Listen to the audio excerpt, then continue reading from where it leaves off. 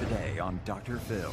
I posted an ad stating that we wanted to adopt a baby. A woman named Annette answered it, and she had twins. They were excited to be parents. I just want to hold my babies for the first time. Monica has become obsessed with the cribs, the clothes, the strollers. $35,000 to $40,000 in preparing for the baby. But a good friend had a bad feeling. A lot of things about the adoption do not add up in my mind.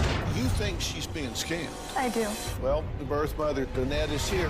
Where are the newborn twins? You've seen these pictures, but you've not touched those babies. No. So let's just talk turkey here. Is she ever going to touch those babies? Let's do it. Have a good show, everybody. Here we go. I hate to see people suffering, and you've hurt long enough. Stand by, Dr. Phil. Wilson, take I'm going to get you the help that you need. In 5, 4, This is going to be a changing day in your life.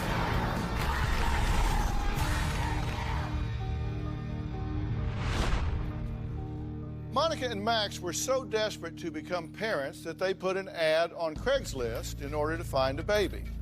Here's a portion of the ad Monica wrote. My husband and I are a loving family and looking to adopt.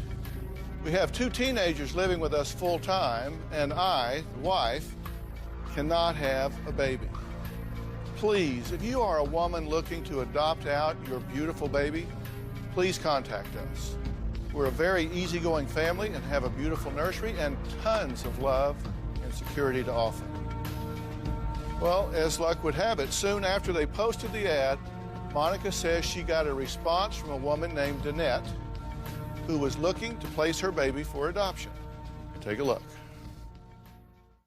I posted an ad on Craigslist stating that we wanted to adopt a baby. A woman contacted us named Annette. She stated that she was pregnant with a baby girl. Danette and Monica had almost an instant connection. Danette told me that she had been raped and she became pregnant. She didn't know what she was going to do with this child.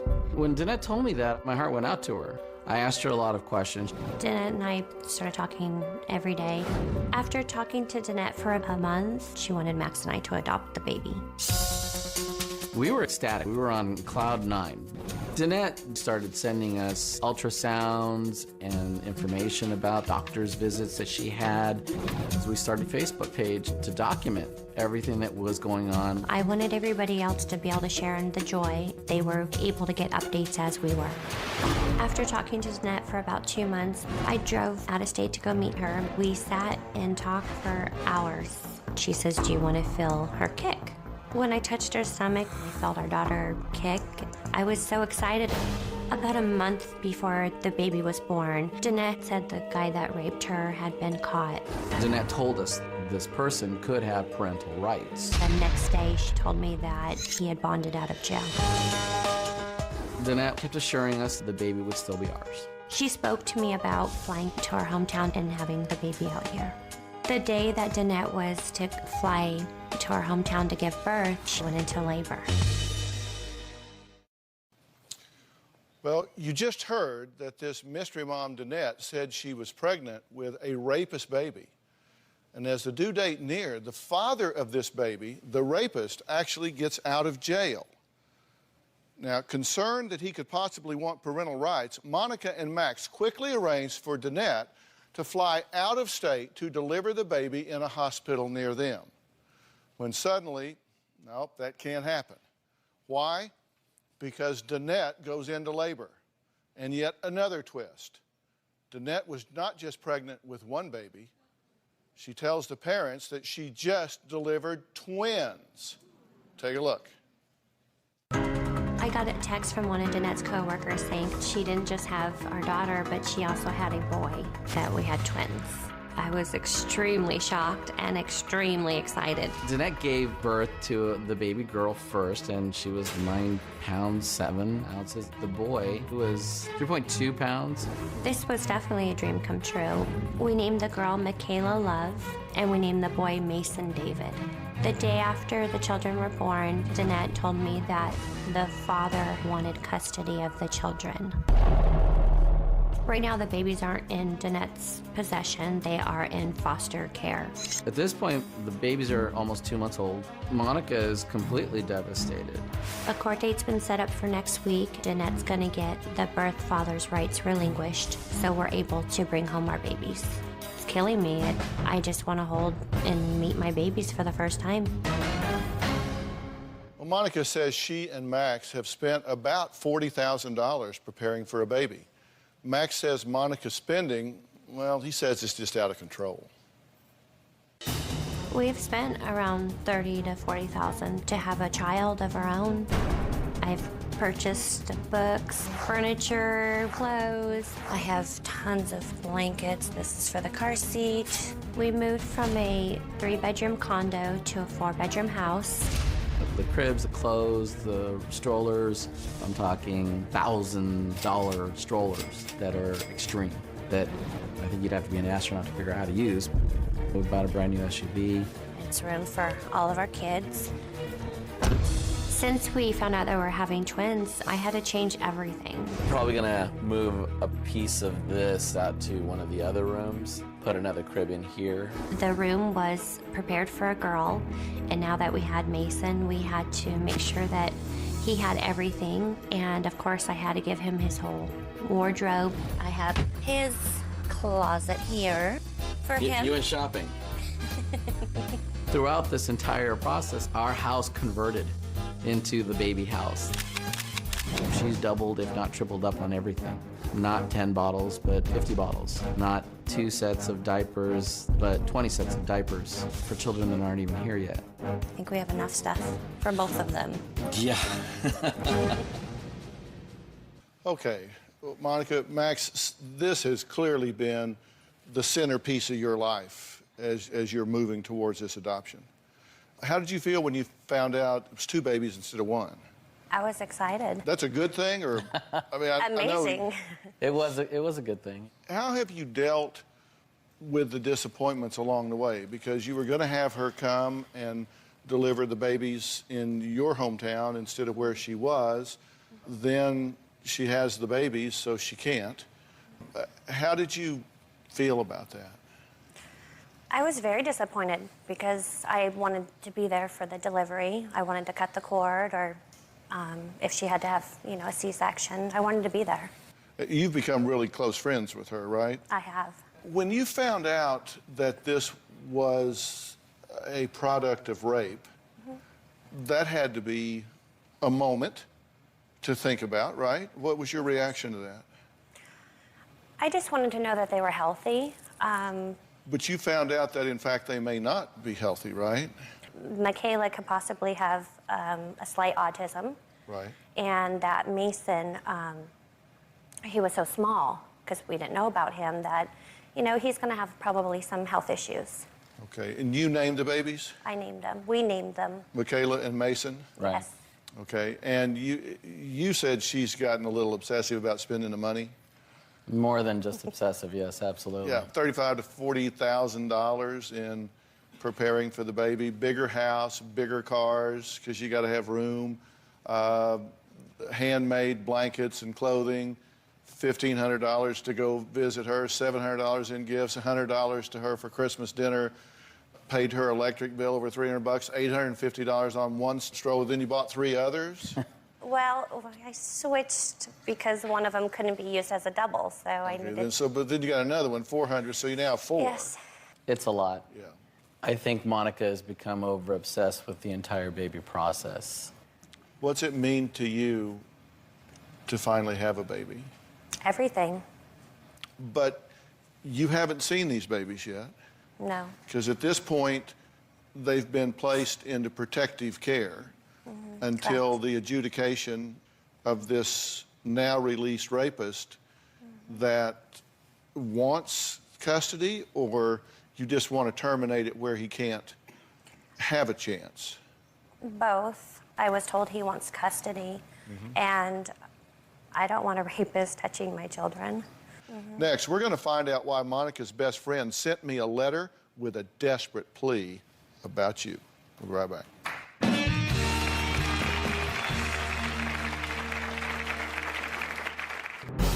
Monica and I have been the best of friends for the past 5 years. There's a lot of things about the adoption that just does not add up. Monica and I have been the best of friends for the past 5 years. She's like a sister to me and my maid of honor. Once Monica started on the adoption process, I had to take a step back.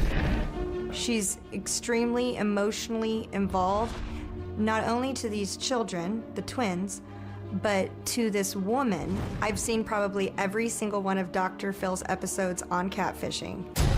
I compared Monica's life to one of Dr. Phil's catfish shows, and a light bulb went off. There's a lot of things about the adoption that just does not add up. So on Facebook, I read that miraculously the mother gave birth to twins. I was shocked because how in this day and age do you not know that you have twins on Facebook? The photos made me very suspicious. The photos were highly digitalized, thus making them look cropped, or I thought maybe that they were photos of photos.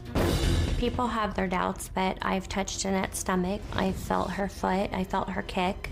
I would say she's blinded by love for these babies. What Monica needs to realize is that this woman is scamming her.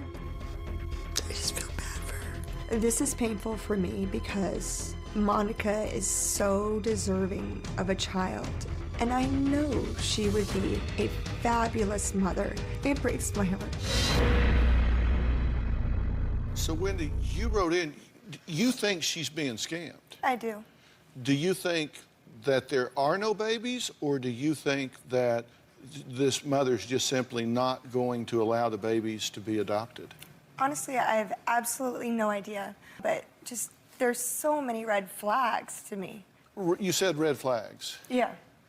There's no adoption paperwork here. No. I mean, all of this has just been talking back and forth. You can't find a rape incident report. No. Right? There's no medical records that have been provided on the babies. Okay. No proof of pregnancy. No. You say you know because you've actually felt the babies move. I felt her kick when I went out and visited her. Okay. Birth mother smoked while she was pregnant, so you kind of think, what would she actually do that? Yeah, I wasn't happy about that. And then the birth mother said she would deliver a couple of weeks late. She said she was late with all her children. She was always about 2 weeks late, and she just happened to be exactly, I was going to fly her out that morning. She wanted to wait till last minute to fly out, and then she went into labor. Okay, well, you'd call the hospital, though, but they couldn't connect to her room? They couldn't connect to her room. Why? They said that she was in kind of a protective custody because of the rapist. The hospital said that? The hospital said that. And now, the birth mother also said she went to the hospital because she had a blood clot. Correct. And you couldn't find that either. No, I drove out there to go visit her in the hospital. I was concerned, and I thought, well, maybe I could see her, and I'm close to the date for the court. Okay, and she had friends, but you were never able to talk to any of her friends, which would kind of collaterally validate this, right? Correct. They always texted me. Vonda texted me from her Right. her cell phone number, and a friend named Anita would text from Danette's cell phone. She said she didn't have one. What do you know about this Danette? I've been out there. I stayed for a week to visit her, and she was nice. I mean, she's easy to get along with. She seems like she loves her kids. She's, having a hard time financially, but she seemed like a genuine person to me. Mm-hmm. And you felt her stomach and you felt the kick. I did. She's visible and you Yes, felt the kick. she lifted her shirt and she says, "Do you want to fill your daughter?" And I said, "Absolutely." Why Craigslist? Why not go to an adoption agency? Why not register, go through the process, do whatever? Why go this way? I was wanting to do different avenues of it, and Why? she just happened to contact me. Well, why? Why do different avenues? Well, I was online one day on Craigslist, and I noticed a an ad for adoption. And I thought, why hadn't I tried that? What's really going on with these twins? Well, the answer to that lies in Danette, and she is here. We're going to meet her when we come back.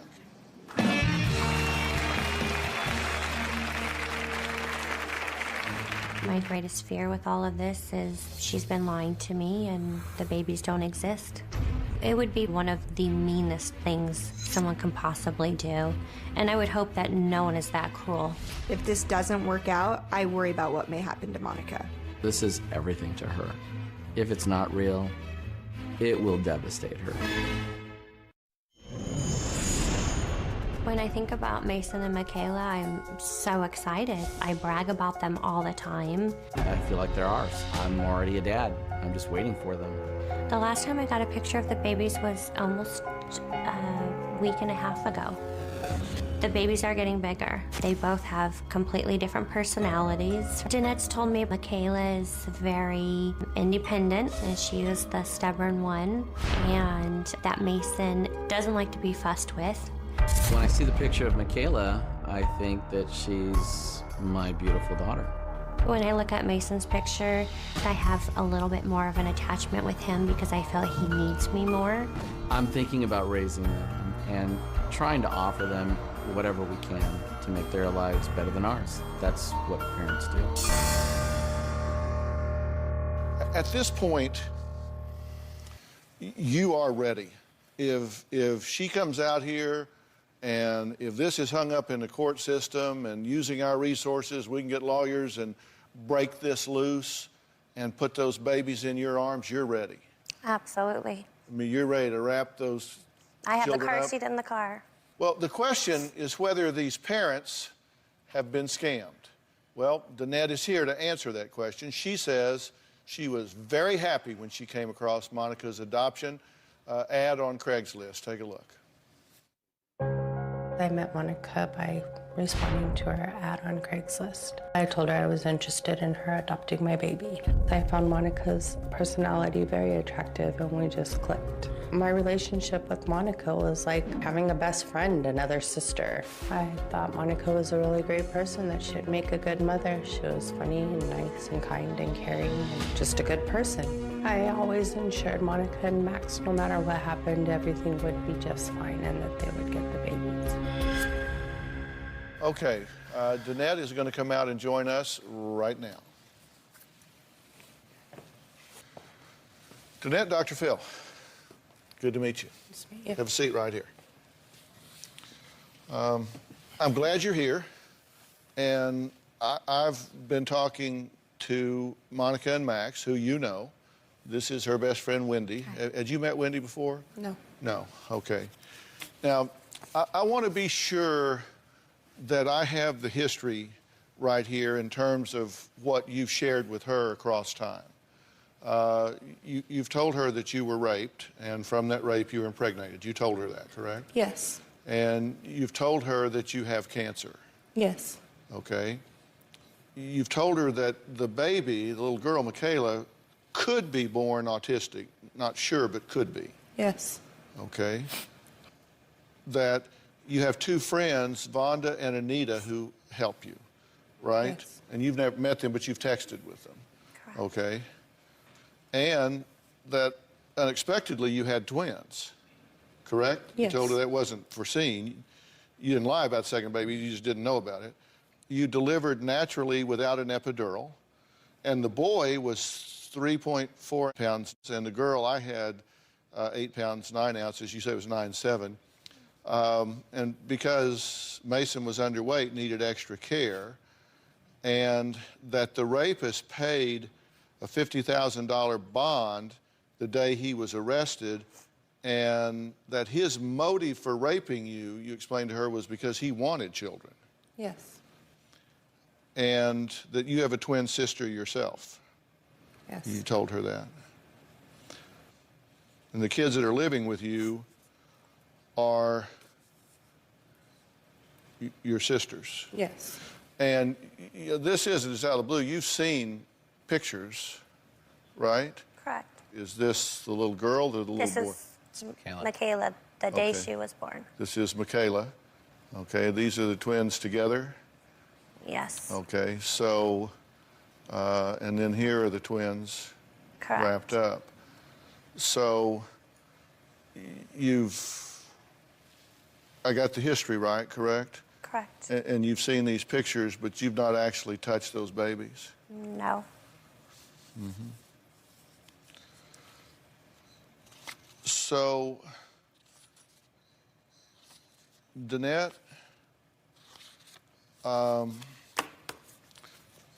let's just talk turkey here. Is she ever going to touch those babies? No.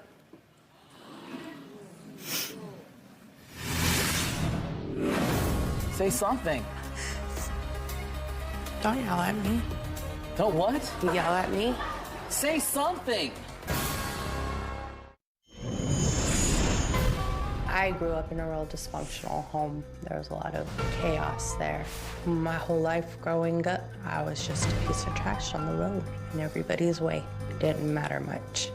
When I was a teenager, I got pregnant and I placed my child for adoption. And the only time I felt important growing up was when I did that. And I got that same feeling when I talked to Monica.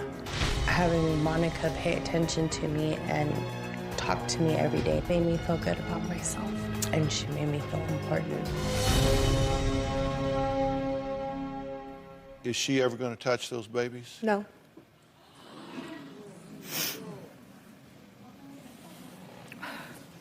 And why is she never going to touch those babies? Because they don't exist. How could you lie like that? How could you do that?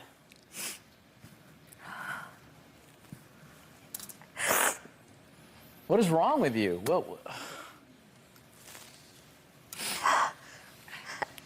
And then to say there's two and keep on with it and on with it. What did I ever do to you? Say something. Don't yell at me. Don't what? Yell at me. Say something. I lied. I'm sorry. You're sorry. Yep. Max, Monica, I am so sorry, but my mission here was to get you the truth. You got me the truth. Finally, I get the truth. After 7 months. What'd you want to say? Everything I've bought and spent and I told my family about them. Well, you need to look at the pictures of what they've done. I mean, they've created this nursery. Do you see this up here? Yes. Created this nursery. I mean, look at the details, the tiny things here. You just know that this is done with love and anticipation. I sent her pictures so she would know that I care and that I can provide for them. I mean, we're not rich. It's not like I could just go throw money. Why? That's a fair question. He wants to know, she wants to know, Wendy wants to know, the world wants to know. Why would you do this to these people? I wanted a friend, and I went about it the wrong way. And when the story got out of control, I couldn't stop it. You wanted a friend. Mm-hmm. Go on Facebook. There's lots of friends there. So I mean, seriously, you thought you would befriend her, and this would make her want to be your friend. If you were going to give her her life dream, then she would want to be your friend. Right. Ultimately, this story hits a wall, right? Ultimately, you have no baby to produce. Right. So what was your plan then? What would happen when you told your friend no baby? I don't know. I didn't think of that. But now, hang on, and I'm not going to yell at you, but I want you, these people are entitled to answers. Do you agree? Yes. And I don't accept what you just said. You said, I didn't think of that. This wasn't a bad moment. This wasn't a bad day. This wasn't a bad impulse. You did this day after day, week after week, month after month, phone, text, pictures. So it's not like you just were desperate one day and made a really bad decision.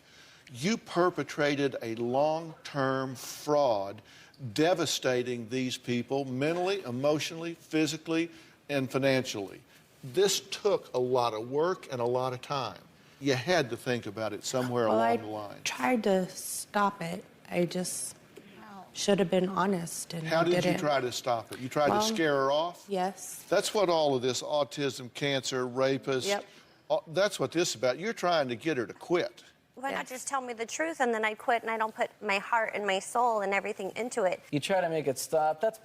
That's not right. There's no way. You spent 2 hours, 3 hours a night taking up every single day since you started this with her. Every single day on the phone, texting. I never even had my wife for the last 6, 7 months. And you're telling me you tried? You're out of your mind. And what you're saying is you thought you would make it so bad she would quit. Yes. She'd say, oh, autism, don't want it. You know, twins, no, don't want. Oh, one of them's like half the size of the other one. Don't want the problems, don't want the trouble. Just you say thought you you'd run her lost off them. that way. Just- And then you don't have to be the bad guy. She quits. Right. And why the second baby? Because after this, when there was a second one, she then fell in love twice and then had Why to go did you out. add the second baby? Because she said she couldn't afford more than 1 kid. That is probably the meanest thing someone could do to someone, except for kill them. Yeah. Well, all right, let's everybody take a breath here. Next, why Danette is angry at Max and Monica.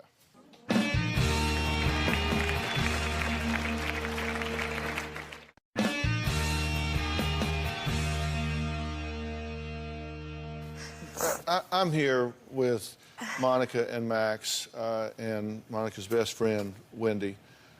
Danette is here, who has just confessed that for months she has been working to adopt out her first thought to be child, then thought to be twins, to this loving couple here. She has just confessed that these children never existed. Not 1 minute of 1 hour of 1 day did they ever exist. The entire thing was a lie. The entire thing was a fraud. What did you get out of this? What was your payoff? Had an adult to talk to. Having an adult to talk to? Mm-hmm. Are you serious? You felt special when you talked to her. Yes. You had Vonda and Anita to talk to. You had friends. You had adults to talk to. These people don't exist, do they? No. How? Nobody exists. Wow. There is How no can you- Vonda. There is no Anita. How can? Oh my God! How can you be so sick? There are no friends. There are no babies. There is no... Is there cancer? No, there's nothing. Oh wow! Another one. Wow. There's no cancer. There's no rape. Brain tumor. There's no nothing. Wow. Have you had any feelings or emotions, or do you now have any feelings or emotions about these people? What you've done to them? Do you have any guilt? Do you have what are you feeling right now? I am very sorry, and I do feel bad that I hurt them. I feel very bad. I'm a little nervous. Why? I'm angry with them. I'm sorry? I'm angry with them. You're angry with them? Yes. What are you angry with them about? Because I didn't think it needed to go this far to come here. You made it go this far. I mean, I just was trying to get us help so we can get the babies home. It had to go this far because you weren't going to stop it, and she's believing it. And you were preying on her generosity and her kindness and her loving nature. Yeah, but you're not going to just sit here and make me out to be a monster either, because I'm I don't not. need to make you out to a monster. You are a monster. No, I'm not. You're an absolute monster. You're worse than evil. No, I'm not. You came here in hopes of what? Finding out the truth, Taking home our babies. yeah. You've watched this show a lot, right? You've watched this show a lot. You never miss the show. Never miss the show. So you figured, I will come here and with his resources and Absolutely. influence, contacts to people, whatever, then Yes. he'll break this loose. Absolutely. He'll get into the court system or what, he'll break this loose in some Yeah. way. I'm gonna get the truth or I'm gonna get action one way or the other. Of course. Not some crazy person. I made a mistake. So your position is that this just ran away with you. You didn't intend. I didn't intend for it to go this far or anything like that. I didn't sit there and make some crazy master plan to run somebody's life. That wasn't what it was at all. When it got that way, I didn't know. I didn't have the guts to come out and say it straight out. So I thought I would run her off, and that didn't work. But you wanted a friend. Why would you want to run me off? You didn't have a Like, why didn't crazy you- plan. You every day you planned. What do you mean you didn't have a plan? Next, Danette sent Monica pictures of her twins. Wait until you find out where those pictures are really from.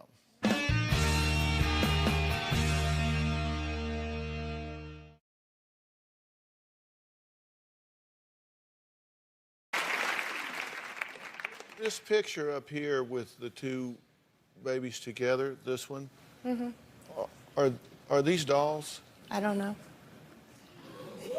Where did you get the picture? Found it on the internet? This is not the first time you've done this, is it? Yes, it is. This is the first time you've victimized, misled, misguided somebody on the internet. Yes. You just started with these people. Yes. Boy, you got good at it quick. You got good at it think I quick. was You're very good you're at it. finding pictures. You're doing all kinds of stuff. You're weaving a web. This I had only to be. sent one picture from the internet, and that was it. Uh-huh. The So other you've never done this The before? other pictures I sent her are real pictures. They're my pictures. You sent her this picture. This Asian baby. She's not Asian. She looks Asian to me. Who is it? That's my birth daughter. It's an Asian lying. baby. And My daughter is Asian. She's half I know. Vietnamese. I could pull this up online and show you. This picture is a display picture for a photo service. It was taken by a photo service. And then they renamed her and You're she just became lying. Asian? I'm telling you, all these pictures are my pictures. So you're saying that child we just looked at is your baby? No, it's my picture. It's not a picture of your baby? No. I did send some of mine, but no. But that is one of my pictures How is it your picture? because it was given to me by a friend. Copy and pasted it, and it became hers. Did you have a child when you were 14? Yes, Did you place that child for adoption? yes. And was there a time in your life when you got more attention and more focus on you than when you adopted that baby out? No.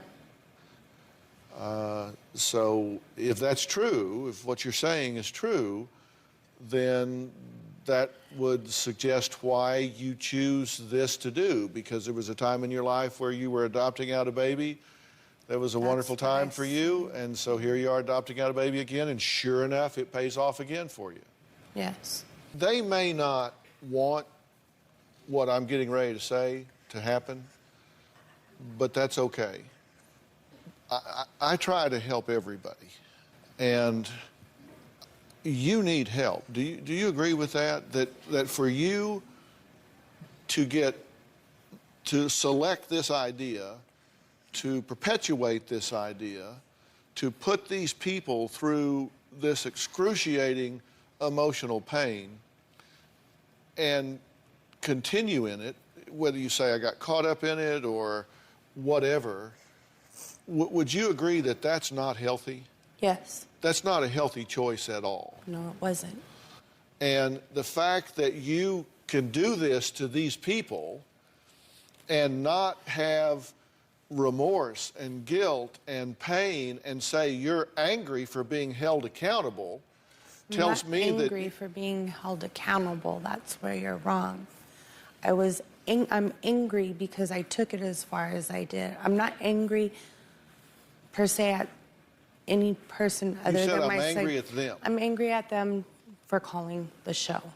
And that's the Well, only actually, they reason. didn't. She did. Show. I did. You guys can think whatever you want. You can say whatever you want about me, but you're not me. And you don't know what I really feel or what I think. And all the anger and everything else that you feel, I can't ever say sorry enough. The biggest thing I'm sorry about is, besides the fact that I lied, is that you're a really awesome person. And the 7 months I spent with you, hanging out, talking, everything, made me feel really good. I'm not trying to be selfish by saying this, but I appreciated your friendship a lot. I wish I would have had the guts to tell you the truth. I wish I would have never done it. You don't have to believe me. I don't expect you to. I don't expect anything from you other than to say I'm sorry. You didn't have a friendship with us. You stole a friendship, is what you did. Beyond anything else, I can't imagine anything but evil that can generate what you did. If I offer to arrange you some professional help to have you appreciate the nature, the gravity of what you've done here, and to try to heal whatever inside you is broken so that you don't do this to anyone else and or yourself again, will you take that help? Yes. Because I think you really, really need help, and I want to really, really help you with that, okay? Yes.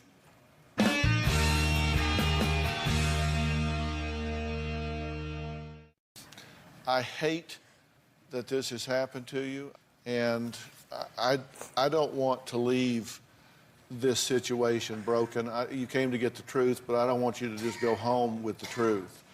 So joining us now is the executive director of Nightlight Christian Adoption Agency and the Embryo Adoption Awareness Center, Dr. Daniel Nerbus. Now, he's here to help Monica and Max learn the right path to adoption. So, Daniel, thank you so much for being here. This is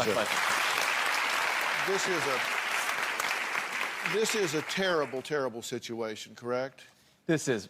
Max and Monica, I'm so sorry for what you had to go through. It's something no one should have to deal with. It is rare for birth mothers to scam like this. The vast majority of them are honest. And more than that, they're heroic. We have 2 birth mothers who work for our agency, and they made a sacrificial decision that was in the best interest of their child. So that's more common. You guys have been at this for a long time, right? Our agency was founded in 1959, and we have offices in 4 states throughout the country now. Yeah, and this is something that, I mean, how many adoptions have y'all helped to make happen? We've completed over 3,000 adoptions. Most of them are from other countries or domestic, but we also have an embryo adoption program. Okay, and the embryo adoption program is what? That's called the Snowflake program, and it was founded in 1997, and that's where people can place their frozen embryos that are in storage for other families to adopt them. So how do you want to help these folks? We'd be willing to waive your fees for adoption. We know that it's expensive. If you are able to start with the Snowflake program, we can take a look at that. If that's not the best program for you, then we can offer to waive the fees for domestic adoption as well. Yeah.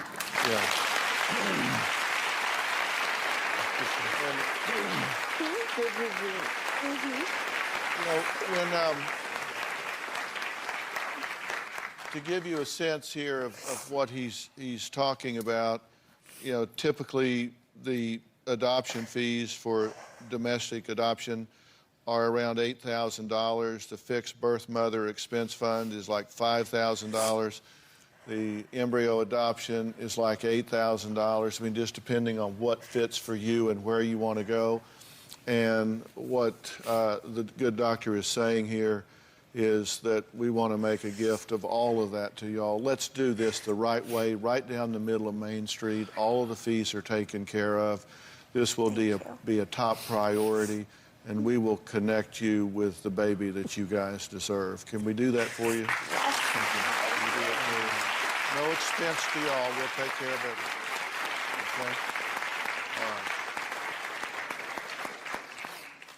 And we expect an update very soon. All right? I'd like to thank all of my guests today, especially you, Doctor. Thank you so much for being here. For more information on today's show, you can visit drphil.com. We'll see you next time. Monica, thank you.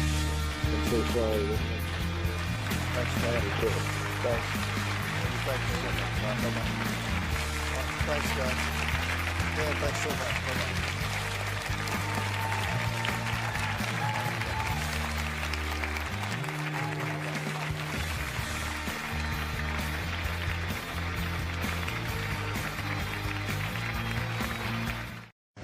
Today on Dr. Phil. Miranda Barber says she has murdered dozens of people across the country. She's been called the Craigslist killer. Locked up on homicide charges for allegedly stabbing a man to death. Accused of murder. Do you have any doubt that she killed this man? Oh, I know she did. For the first time, her mother and sister speak out. Did she attack you with a knife when she was 12? Yeah. What in her past could have predicted this grisly future? My mom made Miranda the way she is. She says you ignored red flags, that Miranda was in a cult. New revelations. Miranda wrote to the show, "Dear Dr. Phil, my mom has become a pill-popping drunk." I wasn't popping pills, I was medicated, yes. The exclusive interview. Do you believe that she has killed other people?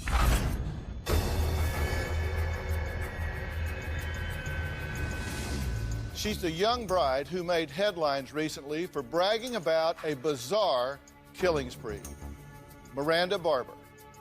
After her arrest for the murder of one man, she now claims to be a serial killer. She says she stopped counting at 22 bodies. Today, in an exclusive interview, the two people who know her the best, her mother and her sister, speak out for the first time. Do they believe her murderous claims, or do they think she is a manipulative liar? What kind of girl would allegedly kill and then boast about doing it so many times she can't even remember? What in her past, if anything, could have predicted this grisly future? We begin tonight in Northumberland County, where an 18-year-old woman is locked up on homicide charges for allegedly stabbing a man to death. The body of Troy LaFerrara was found dumped in a backyard in Sunbury last month. Sunbury police say Miranda Barber of Selinsgrove met up with LaFerrara the night of November 11th after getting into contact with him on the internet site Craigslist. LaFerrara's body was found in this backyard on Catawissa Avenue in Sunbury last month. Investigators say he'd been stabbed about 20 times. Barber said they drove to Sunbury, where LaFerrara began touching her and putting his hand around her neck. That's when Barber said she started stabbing him. Now we hear from the husband, Elliot Barber, and what he had to say in the days after his new bride was charged. I do not believe that this was malicious whatsoever. I believe that she was attacked, and that under those circumstances she took the necessary measures to defend herself. But days later, police arrested Miranda's husband, alleging that the stabbing was not self-defense, but a young married couple that was out for blood. A second person, the husband of the first suspect, is now facing charges in a case where police say the victim was killed for the thrill of it. 22-year-old Elliot Barber of Selinsgrove was arraigned here tonight on homicide charges. Was it an accident or did you plan it? Miranda Barber maintains she stabbed LaFerrara in self-defense, but police say Elliot Barber gave them a full confession. He told investigators he was hiding under a blanket in the back seat of the couple's car. When the signal was given, he choked LaFerrara with a cord while his wife stabbed him repeatedly. Later that night, the two were seen on surveillance video at this Walmart near Selinsgrove. Elliot Barber was seen buying cleaning supplies. This alleged plot to kill someone together took place on Elliot Barber's birthday, and according to arrest papers, they went out to eat after cleaning the vehicle of all that evidence. 「 This alleged plot to kill someone together took place on Elliot Barber's birthday, and according to arrest papers, they went out to eat after cleaning the vehicle of all that evidence. 」19-year-old Miranda and her 22-year-old husband, Elliot, had only been married for 3 weeks at the time of Troy's murder. The newlyweds became known as the thrill kill couple. But it was not until Miranda dropped a bombshell from behind bars that the story exploded. She revealed to the world a secret she says she's been keeping for years, that she, in fact, is a serial killer. Here's more about her confession. She's the 19-year-old charged with murdering a man she met on Craigslist. But while in custody, she has dropped a big bombshell. A stunning claim from an accused killer awaiting trial in Pennsylvania. A chilling confession from a woman accused of killing a man she met on Craigslist. In a jailhouse interview, Miranda Barber says she has murdered dozens of people across the country. Reporter Francis Scarcella of the Daily Item in Sunbury, Pennsylvania, conducted the jailhouse interview. She said less than 100. And then that's when I said to her, I said, nobody will believe that you killed 100 people, Miranda. I said, it's just not possible. And she said, I don't care what people think. I want to get this off of my chest. And that's when she said, I stopped counting at 22. Miranda, did you really kill 22 people? Were you telling the truth? Is that newspaper article true? While Miranda Barber had plenty to say in her recent newspaper interview, she did not answer any of our questions. Barber's husband, Elliot, did talk to Newswatch 16 about what his wife told the Daily Item newspaper. Elliot, Miranda said she killed 22 people. Do you believe her? I plead the fifth. Do you think she's being honest? Who's to say? Do you think she's lying that she killed 22 people? I didn't say that.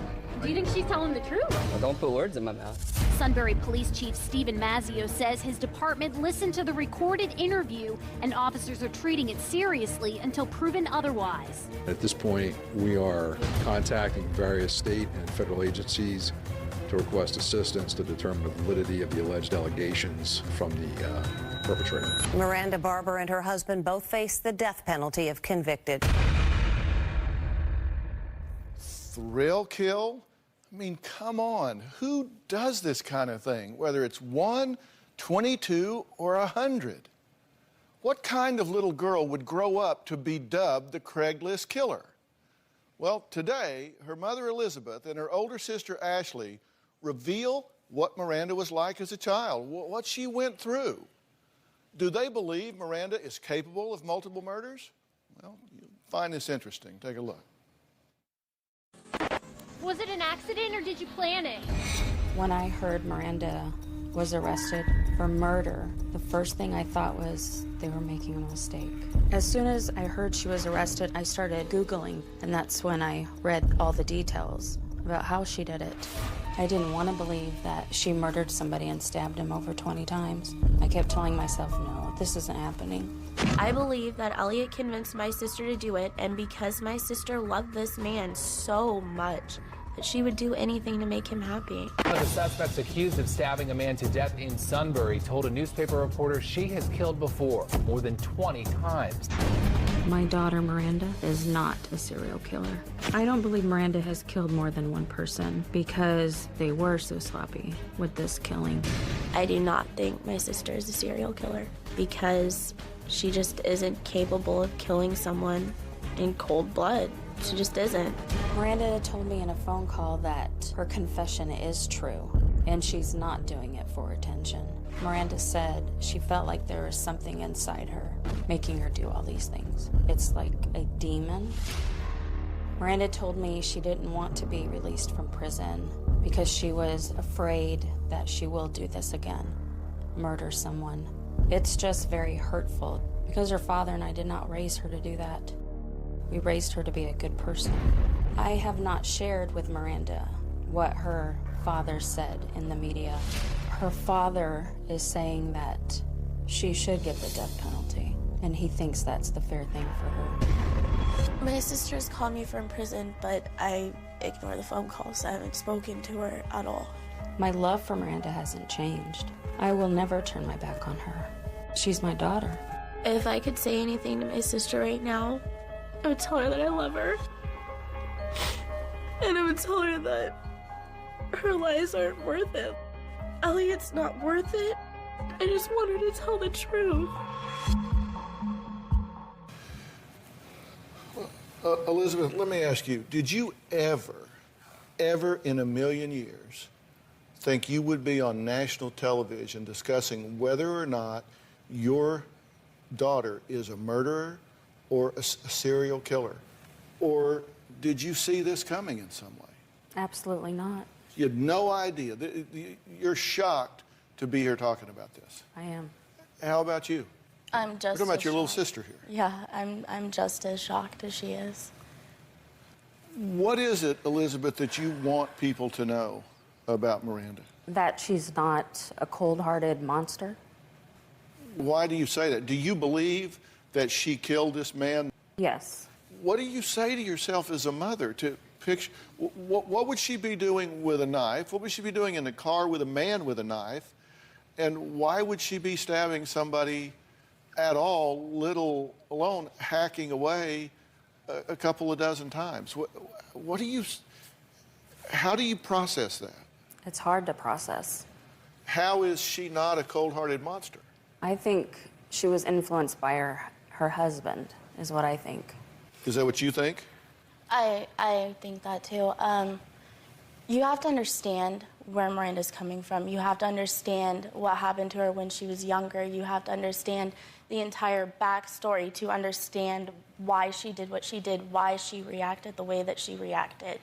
I really, truly believe in my heart that they talked about it and she never thought that he would actually go through with it. And I really do believe, she used to walk Dexter, NCIS, CIA, and I really do believe, that she planned it and talked about it, but I don't think she ever thought that they would ever truly care about it, carry it out until Elliot came to her and said, I want to do this, and if you love me, you'll do it with me. Do you have any doubt that she killed this man? Oh, I know she did. I believe that she's... Do you have any doubt she killed this man? No doubt. I know she did. Yeah. Do you believe that she has killed other people? No, I don't. Ashley says she knows where her sister's anger stems from because she has it too. Life when I was younger always looked perfect. In reality, my life wasn't perfect at all. When I was 6, my Uncle Rick started molesting my sister and I. When Ashley was 6 and Miranda was 3, Ashley told me they were being molested. I called the police and had their uncle arrested. At the time of the molestation, Miranda was in a full body cast from her armpit to her ankles for hip dysplasia. Rick molested Miranda while she was in a full body cast. The molestation went on for 3 months. Rick was sentenced to 14 years, but was released after serving 9 for good behavior. I put both of my daughters in play therapy for almost a year to deal with the molestation. Ashley and Miranda dealt with the molestation differently. I didn't deal with the pain at all, ever. I just buried it and just moved on. Miranda started acting out. She was very angry, throwing temper tantrums. Things changed with Miranda when she was sexually abused. She was getting angrier and angrier, and she had a hard time dealing with everything. Okay, you said that this happened to the both of you, right? Mm-hmm. He was convicted, spent time in prison. At the time this was happening, you were 6. Mm-hmm. Miranda was 3. What do you remember about the molestation? I blocked most of it out, but I have flashbacks, and I remember a lot of it. I remember seeing him touch her, but I never thought that it was wrong. I didn't understand that what he was doing was wrong because my mother never had the good touch, bad touch conversation with me. So you think this set up your little sister?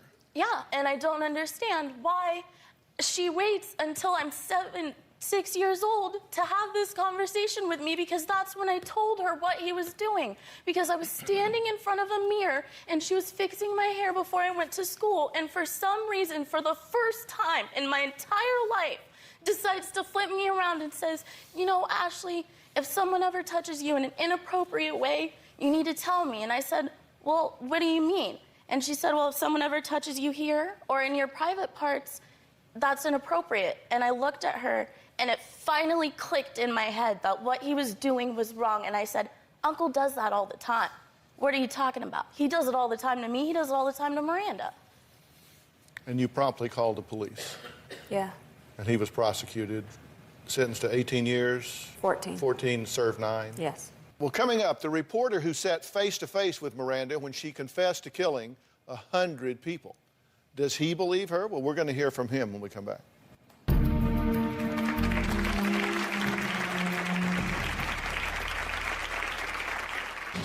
Just last week, I had a second interview with Miranda, and she dropped another bombshell. A bombshell I'm now ready to share.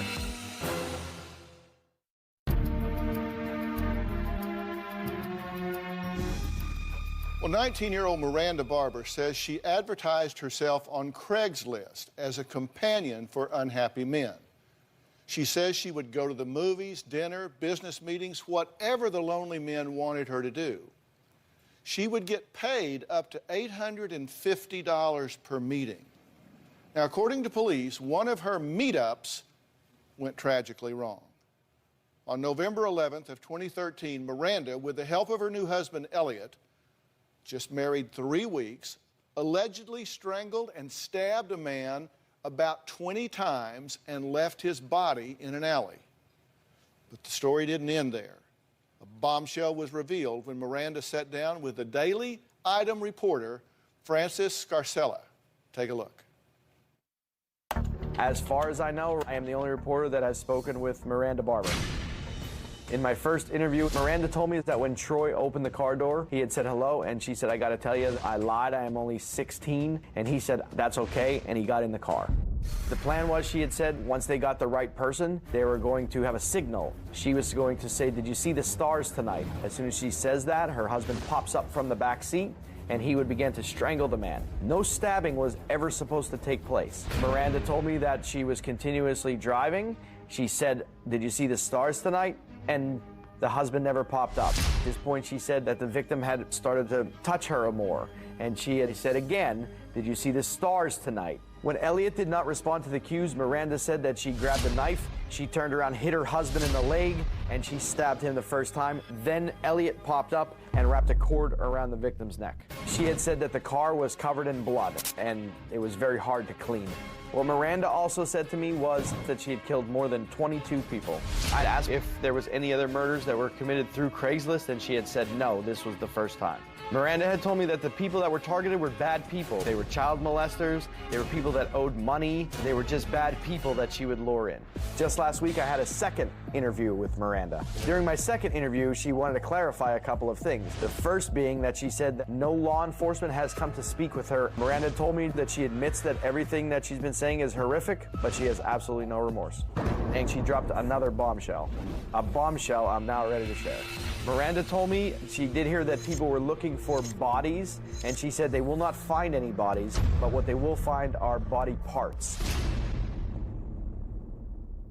What's your reaction to all that? The man that she loves is sitting in the back seat of this car, while an older man is sitting in the front seat, groping her, rubbing her, touching her. With everything that has happened with my uncle when we were younger, that's gonna trigger her. She's gonna wanna defend herself. She's gonna snap. Is Miranda mentally ill? After reading her journal and talking with her while she's in prison, I think she is. You're her mother. This never occurred to you until you read her journal and heard what she said in jail? I mean, she didn't act mentally ill. Really? Growing up. I mean, she would run away from home and... Miranda was just 3 years old and in a body cast because of hip dysplasia when her uncle molested her. Her mom says this may be the reason she was acting out as a young girl. Then when Miranda turned 12, Elizabeth says Miranda simply met the wrong guy. Take a look.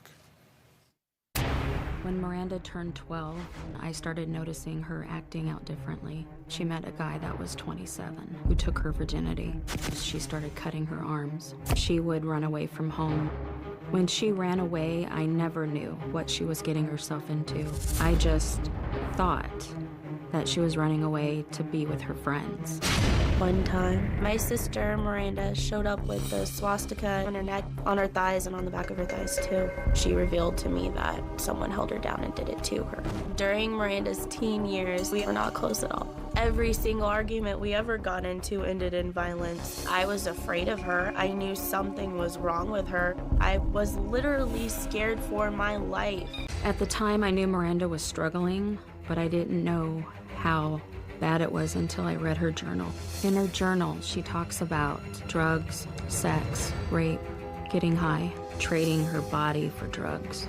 I just found this journal a month ago. I did not know that she was gang raped, and I did not know that she was beaten. As she writes, she gets angrier and angrier and angrier. You can see it in her writing. The journal mentions that Miranda was in a gang or a cult. She would refer to both of them when she was 12 to 15. This was the official meeting spot for the gang and the cult, right underneath the bridge on the big rocks. I believe Miranda got involved in this cult gang by being pressured by the guy that was 27. This is the parking lot where Miranda came when she was 12 years old. The guy that she was meeting was 27. He ended up keeping her here for 6 to 7 hours, violating her over and over again, and that's when we noticed a significant change in her behavior. As her sister, I always saw her heading down a bad road. She needed mental help. Something was off with her. I always told my parents that. My grandparents told my parents that. My friends would come over and tell my parents that. People think Miranda's the bad one when really there's someone else to blame. Did she attack you with a knife when she was 12? Yeah. When she was 13, were the police called and it took 5 officers to restrain her? Yes. When she was 14, did she throw you down the stairs? Yes. Did she kill your pets? Yeah. Every single animal I've ever had has a weird death story. Every single one. I said, do you think your daughter's mentally ill? Well, I didn't until I heard what she said in jail and read her journals. Well, during this whole time, she was in therapy, and the therapist, she's seen several therapists, in and out of outpatient, inpatient, and they said, they kept telling me and my husband at the time to give her unconditional love, don't judge her, and it felt like we were being pulled in 2 different directions, and then we're watching Ashley struggle. Coming up, Ashley says she doesn't blame Miranda for the murder. She blames someone else. She'll tell us who it is when we come back.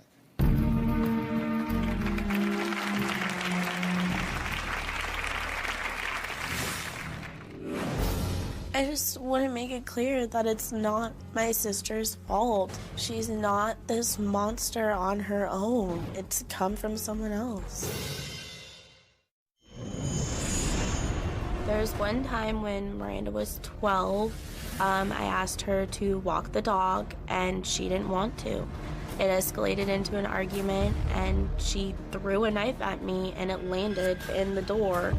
I called my mom, bawling my eyes out, just hysterical, and she told me that we all needed to work it out and hung up the phone on me and to stop calling her at work. I even told her that she threw a knife at me and that she could hear the terror in my voice. And I don't understand why my mom never cared. That's Ashley. Her 19-year-old sister, Miranda Barber, is sitting in a prison cell right now, charged with a stabbing of a man 20 times with the help of her husband, who allegedly was hiding in the back seat. Now, she later confessed that she's done more than that she, in fact, is a serial killer, and police should be on the hunt for body parts throughout the country. Ashley says it's not her fault. As Elizabeth said in the first tape piece we had, in her words, that her daughters had a great childhood and she tried everything to be a good mom. Ashley says it's simply not true. My mom made Miranda the way she is. People think this is all Miranda's fault when really my mother is mostly to blame. My mom has been a bad mom. The reason I think my mom is horrible is because she never paid attention to us growing up. She was never a mother. ever. I was more of a mother to Miranda than my mother ever was. My mom was always in a different room watching TV, playing games on the computer, talking on the phone. She was doing everything but watching us. My mother would tell me that I needed to watch Miranda, and if I didn't, I would get my ass whooped. She just was always so wrapped up, and I don't even know what to even pay attention to us. I think if my mom would have been a mother, if she would have loved my sister, this wouldn't have happened. I just want to make it clear that it's not my sister's fault.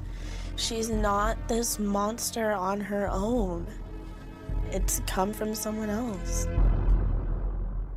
Well, Ashley, that is very harsh, obviously. Elizabeth, how do you feel about your daughter saying that? It's hurtful. You tell a very different story than your mother does. According to Ashley, just to kind of recap this, that you never had the good touch, bad touch talk with Miranda and Ashley, never paid attention because you were focused on TV, phone, and internet, made Ashley responsible for Miranda, left Ashley alone to babysit at age 6. Is that true? Did you have a 6-year-old babysitting a 3-year-old? No. Yeah, I was always left home alone.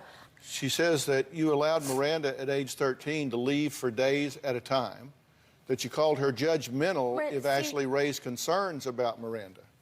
That's what gets me. Miranda never ran away. She introduced every single person she ran away with to my parents. And I would say, what? Don't let them leave with her. That person just looks terrible. Or I've heard about that person from school or other people around them. Do not let them take her. And then they'd be like, Ashley, you need to stop being so dramatic and so judgmental and making all of this about you. And she would go and leave, and Miranda wouldn't come home for 2-3 days, week at a time. At 13? At 13. Is that true?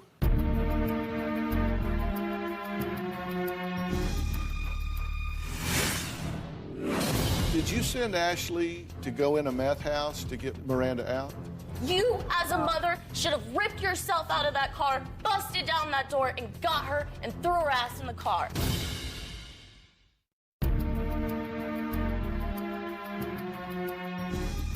Miranda wouldn't come home for 2-3 days, week at a time. At 13? At 13. Is that true? No. She says you ignored red flags, that Miranda was in a cult and a gang. Like the swastikas on her neck and refusing to go to church and talking about Satan, things of that nature. We talked to her about that. Did you send Ashley to go in a meth house to get Miranda out? No. I know Ashley went to go look for her with one of her friends. Why weren't you looking for her? You never went to look for her. Oh, yes, I did everything. You know there's a problem when you're out front of a meth house and you know your daughter's in there doing drugs and you turn to your 16-year-old daughter and argue with her about who's going in there to get her. You, as a mother, should have ripped yourself out of that car, busted down that door, and got her and threw her ass in the car.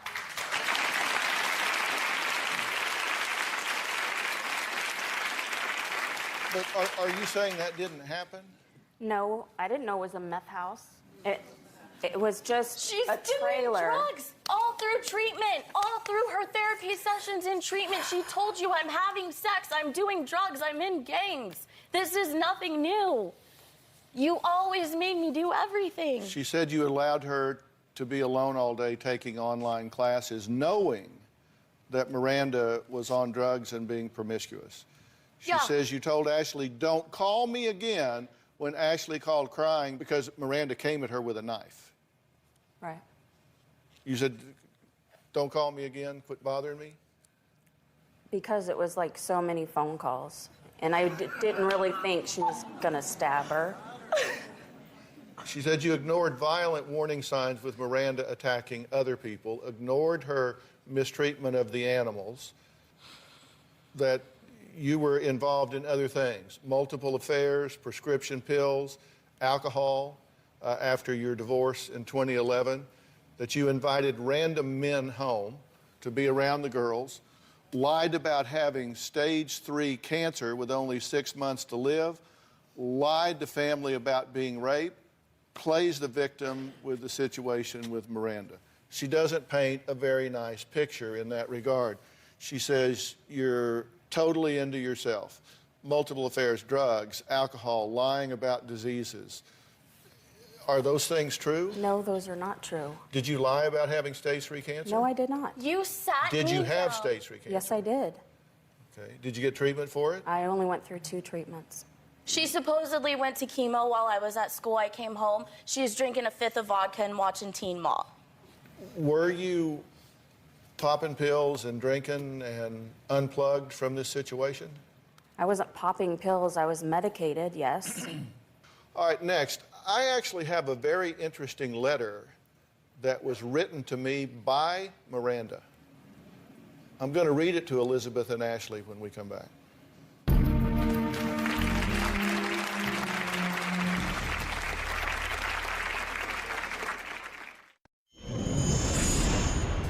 I never believed that Miranda is capable of killing someone.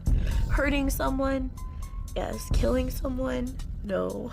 I know it's a horrible thing, but I understand where she was coming from. I understand how she reacted the way she did. If I was in the same situation my sister was in, if someone were to touch me in a way sexually that I didn't expect, or grab me in a way, or make me feel disgusted or threatened in a way, I would react exactly the same way. And honestly, I don't know if I would stop stabbing. It just would trigger so much. Well, that's Ashley. She says her sister Miranda Barber is not a serial killer, but she does say her sister is sick, and she blames much of that on their own mother, Elizabeth. Now, actually, Miranda wrote to the show looking for help for a toxic person in her life. She says, "Dear Dr. Phil, ever since my parents got divorced, my mom has become a pill-popping drunk. She meets random men off a website and has them come over. They send her stuff to our home address. She also claims to have stage 3 cancer, but won't stop drinking or taking all the pills. She doesn't care to live anymore. She tells my sister and me that every day. She also just had 2 seizures and now has a seizure disorder and still doesn't care to change her behaviors. She's so verbally abusive and it hurts so much. I just want my mom. I'm 17 and pregnant, and my sister is 20 and engaged. If things keep going the way they are, she's going to kill herself. I'm at a loss of how to help her. She's in denial about everything. I am begging for help. Please. Thank you for listening, Miranda." Now, we got that letter, and we reached out to Miranda, but never made contact. We called with the information that she provided, never made contact. What do you think about what she says in that letter? It's hurtful. Mom, you met someone off the internet who served 10 years in prison for rape, and you had him pick us up at our house with Miranda 17 and pregnant and me upstairs. No. No. Well, what part of that is true? Here's what she says. She's a pill-popping drunk. True or false? Well, I took pills for my medical disorder, and I was drinking. Yes, I was very depressed. She meets random men off a website and has them come to our home, come over. Is that true? No, that's not true. What do you say to yourself about all of this? Did you miss warning signs? And believe me, I am not saying you are responsible for your daughter's choices. She made those choices, but my question is, could anything have been done? Were any warning signs missed? Was anything going on that would foretell this happening? Now, yes. Well, Elizabeth says that she didn't really know something was way off until she read the journal and heard some of the comments Miranda made from jail. Well, she did keep a journal. I have excerpts from it here. Did she leave any clues about the murder? Plus, Ashley says she resents Miranda and hasn't answered any of her phone calls from jail. She'll tell us why when we come back.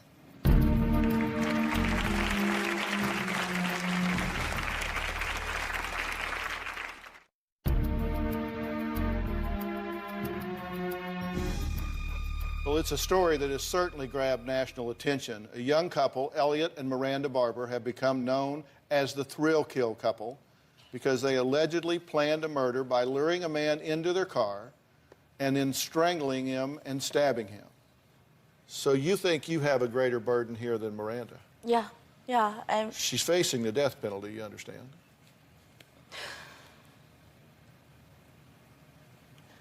I believe that she deserves to serve the consequences for her actions. I believe full-heartedly what she did was wrong. I believe nobody but God reserves the right to decide who lives and who dies, not my sister. I believe that she, deserves the consequences for her actions. Do I want to see her die? No. Do I want to see her get the death penalty? No. Do you believe she's killed before? No. Do you? No. Because I've been through the passages from this journal dating back to May 8th of 2010. Nowhere in here is there one word, one syllable, one even veiled reference to having killed anyone. And this seems to me, given the candor of some of these entries, that would be an odd thing to leave out. If she had killed 100 people or 22 plus. I mean, wouldn't you think it would be in here if she had killed other people? Definitely. She says that people trusted her. She kind of characterizes relationships. She said they trusted her based on her looks, that she was pretty and innocent. She says the gang used her to their advantage. She said at 13, she started selling drugs. Says the only way out of the gang is to die or let all the men in the gang rape her. She says she let 11 men rape her to get out of the gang. She says she was traded as payment for drugs, that she's sorry for hurting her sister, betraying her trust. She says she never actually liked her mother. She says Elizabeth fakes pain for attention. And she calls herself a monster. Next, Ashley says she just has one wish. She'll tell us what that is when we come back.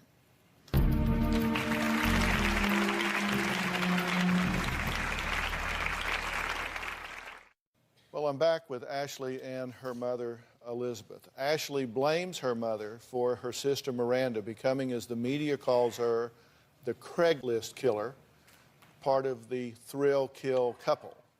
What do you want from her? All I want from her is just to say, that happened and I made a mistake and I'm sorry.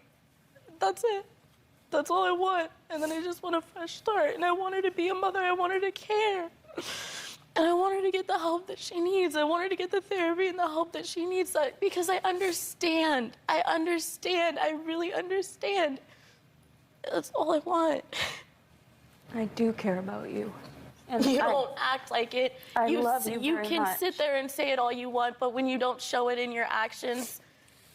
You two have a rough road ahead of you. And you have another daughter at risk here, in my opinion. She's been through many of the same things that Miranda has been through. She's been victimized by Miranda.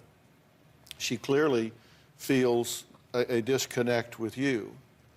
And I very much want to not get in a situation where you have another bad result here and you say, well, gee, I didn't know it was coming. I'm putting you on notice right now. This young lady is at risk. This relationship is at risk. And I am prepared to help the two of you by getting you some professional help to support you through this situation that lies ahead and to try and help heal and or create a relationship and a bond between the two of you that both of you can benefit from if you will accept that help. Yeah. And I want to do that. You need help and support with what all's going on here. Do you agree with that? Absolutely. If I make those arrangements, will you take that help? Yes. All right. I want to thank everyone that helped in telling this story today. It's up to you to decide whether you believe this young woman is a serial killer or not. I find it highly suspect. I question whether or not she has had the opportunity or been involved in it in any way. Maybe through the gangs or the cult, she was associated with things that people did. But I think the omissions of any reference in her journals say a lot to me about whether she's actually a serial killer or not. Also want to give a special thanks to our medical team at Doctor on Demand for assisting some of my team in preparation for the show. There were a lot of questions here, and we have a new app called Doctor on Demand that Jay and I have developed where we can talk to a doctor face-to-face on your smartphone just by pushing a button. If you want your own Doctor on Demand, you can go to Google Play or the App Store and download the Doctor on Demand app. For more information about today's show, you can log on to drphil.com. We'll see you next time. Thank you. Let me get you guys some help here. You two need to stick together too long. You need each other, okay?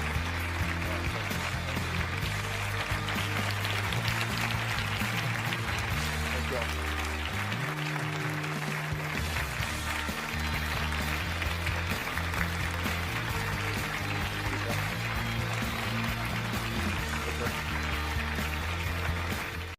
Today on Dr. Phil.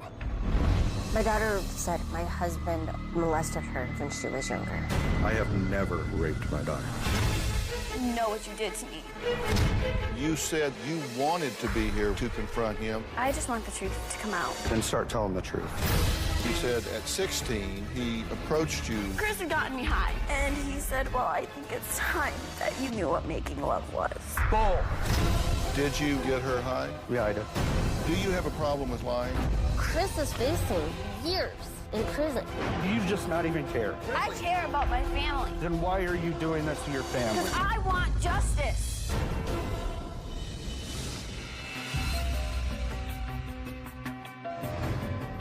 Today, we are going to try and unravel a family drama full of serious accusations and adamant denials. Years ago, Chris adopted his wife's baby girl and raised and loved her as his own. He coached her basketball team, attended all of her choir performances, and never missed an award ceremony. This father thought he had a tight bond with his now 17-year-old Lynn until just 2 months ago when he says she told an unthinkable lie that ripped their family apart. Take a look. My daughter recently said my husband molested her several times when she was younger. Chris has molested me and raped me 3 times. I have never raped my daughter. There's no evidence to substantiate any of these claims. My husband, Chris, and our daughter were always close. I feel that my daughter is trying to get her way. The first time it happened, he had told me to go rub his belly. That's when everything happened. Something inappropriate did happen with my daughter when she was 8 years old. She was taking a nap in her room, and when I woke up, she was laying on top of me. Chris woke up and she was just moving on top of him, like bouncing. Chris tells my mom that I climbed on top of him and tried to seduce him. That's not the case. The second time it happened, it was a couple months later, and same thing had happened. Happened the exact same way. I would never, ever touch my daughter in a sexual manner. When I was 12 years old, Chris raped me a 3rd time. The truth is I have never touched my daughter inappropriately, physically, sexually, anything like that. Chris is lying to everybody. I know that Chris isn't lying. I know he is innocent. This is absolutely a parent's worst nightmare. My daughter has no idea the mess that she's created. I feel like the police department is looking for a way to prosecute me. I could do several years of jail time for something I didn't even do. It's heartbreaking, and as a mom, I would think my daughter would never, ever lie about something like that. I know that Chris is a liar, and he knows what he did to me. He needs to come clean and face his consequences. Well, Mandy and Chris say Lynn lies about almost everything. In fact, Chris says at least 70% of what comes out of her mouth is a lie. Take a look. I have a hard time believing what my daughter says. She has a very big history of telling lies. My mom is the reason that I learned how to lie. She and Chris taught me at a very young age. I would keep lies from my mom from Chris. I would keep lies from Chris to my mom. I know when my daughter's lying just by looking at her. She lies about boys, she lies about her school assignments, she lies about where she's at. She's a big fat liar. She'd go on the defense right away. You always accuse me of stuff. You don't know me. My daughter planned on going to a dance with this boy, and because she had lied to me about their relationship, I told her she couldn't go to the dance. I was furious. I went and put on a dress and my shoes and got all prettied up. And I said, look at what you destroyed. My daughter just wants to be out of the house. She just wants to be out from underneath of our roof, away from our rules. I am a teenager. I do tell white lies, but give me a teenager that doesn't say a white lie. I would say 60 to 70% of what comes out of her mouth is false. They do think I'm lying about what happened to me. I'm not lying. My daughter doesn't realize by telling these lies and handing out these accusations the severity of what it is she's doing. She's gotten herself in so deep now that she doesn't know how to dig herself out. They're trying to make me look like the bad person. They're not innocent. They're more guilty than anybody. Well, since the allegations, Lynn has moved out of her parents' house and into Mandy's sister's home.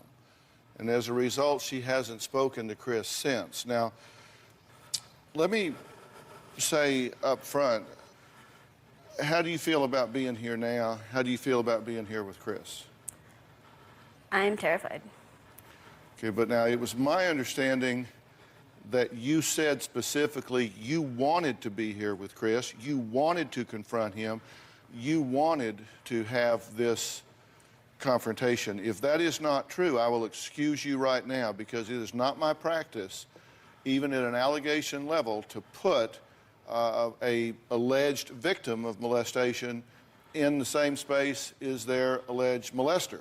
No, I want to be here. It's just a matter of I haven't confronted him about this. Okay, but I just want to be clear. It's your choice to be here because it would, this would not be something I would naturally do. But you want to be here. Tell me why. Because I just want the truth to come out.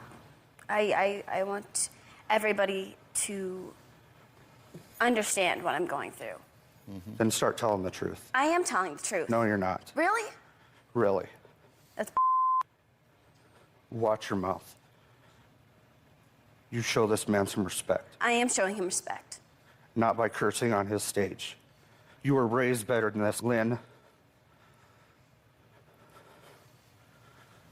You don't like our rules. You don't like the fact that we go through your phone. You are under the age of 18 years old. I understand that. You live in our house. You live by our rules. You don't want to be there anymore, you're not there anymore. But don't you ruin my life. Don't you ruin your mom's and your brother's and everybody else's life because you can't tell the You think that I'm doing this just to ruin you? I think you're doing this to get out of the house. A week before you make these accusations, you ask your great-grandma, how do I get emancipated? 2 years you've been talking about how to get emancipated. And you're going to sit here and try and convince everybody that I am a rapist. Bull. Okay, so let's see. I have 9 months until I'm 18, and the day I turn 18, I had plans to move out of your house. I didn't have to go through all this. I didn't want to go through all this. I never planned to. I wasn't going to tell Mom until after I left your house and I was gone. I didn't want anybody to know about this. There's nothing to know about. When you get in trouble and when you get into a lie, you commit to that lie. And I never thought you would lie about something like this, but I feel that you told certain people. And when you told these people, there's no going back now. You are more afraid of disappointing aunts and uncles and cousins because there's a lot of them and there's only a couple of us. But Chris is facing years in prison. This isn't a TV show where somebody gets off because there's not proof. This is real life. I understand this. We found out that they're taking this to the district attorney and put a warrant, and we'll be putting a warrant out for Chris's arrest. Okay? You don't have a clue, or do you? Or do you just not even care? Really? Really? I care about my family. Then why are you doing this to your family? Because I want justice. Justice. Okay, let's talk about what happened. And I'm asking you this, and I'm not going to, I don't want to be graphic here. I don't want to embarrass you. I'm not trying to do that. I want to handle this in as appropriate and delicate a fashion as can be. And I want to tell you that, you know, when you go through the field of psychology, you take different routes as you go through it. And, you know, I have a bachelor's degree in psychology, a master's degree in psychology, a PhD in psychology from a clinical program at an APA-approved school. I then did internship and then did a year's postdoctoral training in forensic psychology. And forensic psychology is psychology in the law. It deals with such things as sanity and insanity in the criminal situation. It deals with custody. It deals with situations of abuse and molestation. And there are very clear signs about these situations that predict with a high degree of accuracy whether the person is telling the truth or not. And so I've read everything you've said with great care. Because there are some real big warning signs about truth or not truth throughout the narrative that's provided by alleged victims. And I always enter these situations by assuming the child is telling the truth. I do that because it's what I call a false positive system. You have to assume the opposite of the criminal system. In the criminal system, you're innocent till proven guilty. In this situation, I think you have to assume guilt until proven otherwise, because I would rather investigate 1,000 cases that didn't happen than fail to investigate one that did and leave that child twisting in the wind. So I want to know here, and I'll ask you just straight up, did you fabricate something because you were really angry? I wasn't allowed to speak of this. Who told you this? Chris did. He had asked me if anybody had ever harmed me in a sexual manner. And I looked at him and I said, yes, you did. He's like, well, that's not telling you. And later, you said at 16, he approached you again. Yeah. And said what? He said, well, I think it's time that you actually knew what making love was.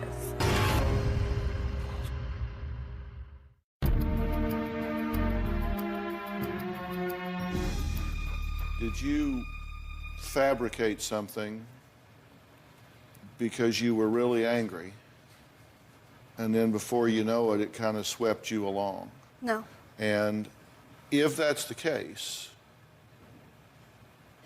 now is the time to have the courage to put that aside and talk about what the real abuses are. I say that because I have dealt with people that have caused others to wrongfully go to jail.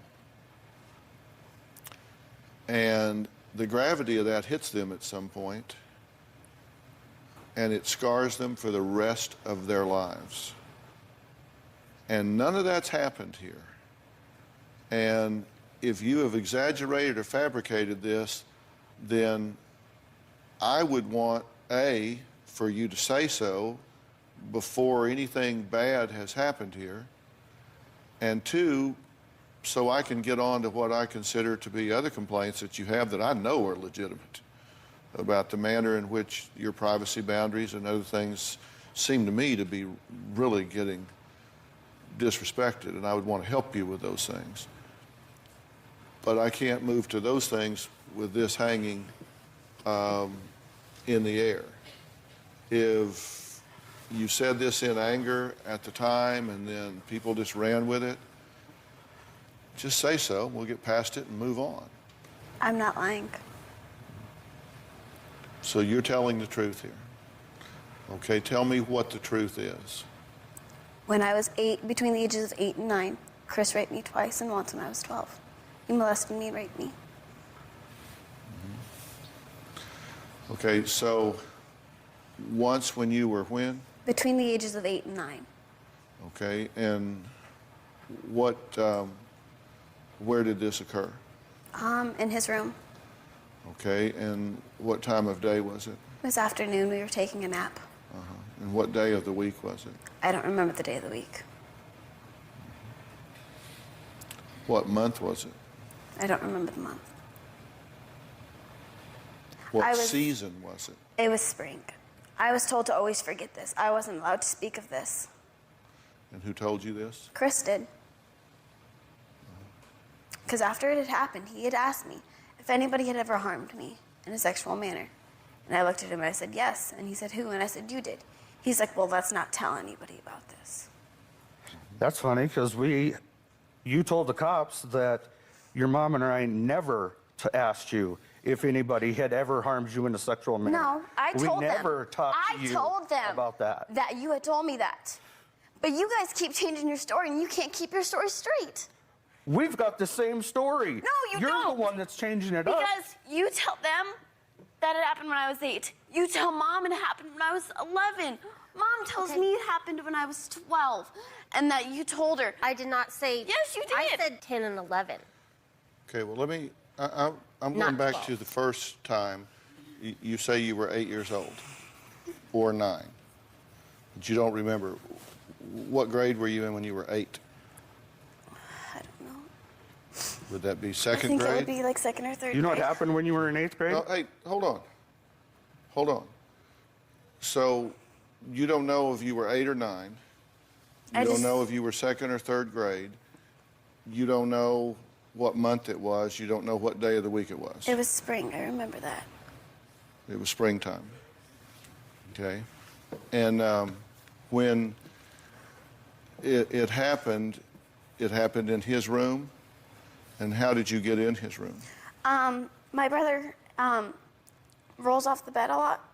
So Chris would sleep on one side, my brother would sleep in the middle, and I'd sleep on the other side of him. So I was already in his room taking a nap. Okay, and what happened then? He had asked me to come rub his belly, and I didn't think anything of it because that's how I would go to sleep, is if I rubbed my own tummy. Because if I had an upset stomach or something. So I went over there and I rubbed his tummy. Were you standing beside the bed or were you up on the bed? I was standing beside the bed. Okay, and how did you get up on the bed? He had lifted me up. He lifted you up? He just reached over from the side? And when you were rubbing his stomach, was he clothed? He was completely naked? So he was taking a nap with you and your brother, and he was completely naked during this nap. Did you think that odd when you went in to take the nap? I didn't know. You didn't know what? I didn't know that he was completely naked. Why not? Because he had the sheets over him. Okay. All right. And so when you came around to rub his belly, were you rubbing the sheet or were you rubbing his... He had it right on his waistband, so I couldn't see. And when he lifted you up, did he move the sheet first or second? Second. Okay, so first you were put on top of him? I was set on top of his belly. On his belly. Okay, and then he moved the sheet? And what happened then? He was touching me inappropriately. And then my bottoms head came off. Your bottoms came off? He took them off? And what were you wearing? Were you wearing jeans or shorts or swimsuit? Pajama pants. I'm sorry? Pajama pants. Pajama pants. So when you took your afternoon nap, you got undressed and went and put your pajamas on? No, I already had my pajamas on. Okay, why would you have your pajamas on in the middle of the afternoon? When I was younger, I didn't like to wear jeans. When I was at home, I wore my pajamas, and then when I had hit the ages of around 10, I wore my jeans a lot. I even wore my jeans when I was sleeping. So at this point, you don't remember what day of the week this was, because in the springtime you would still be in school, right? Yeah, so it had to have been a weekend. But I don't remember the day. I really don't.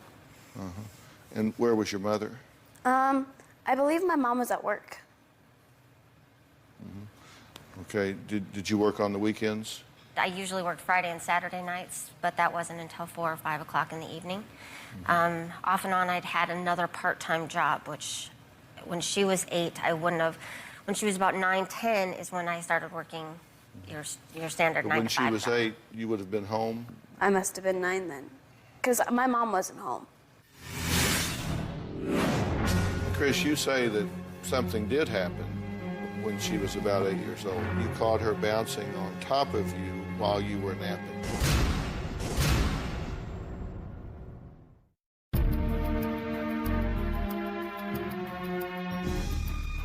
Okay, did you resist? I tried to, but I was young and little, and I didn't have enough strength to fight off. And afterwards, you said you took a shower? No, it wasn't until the second time that I took a shower. The first time, I just went into the bathroom and cried.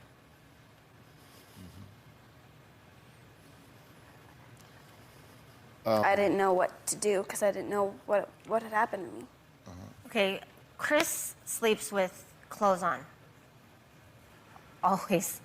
I can count on maybe one hand the amount of times that, whether it was nap or bedtime, no matter what the situation is, even after we've been intimate, he will get up and put his clothes back on.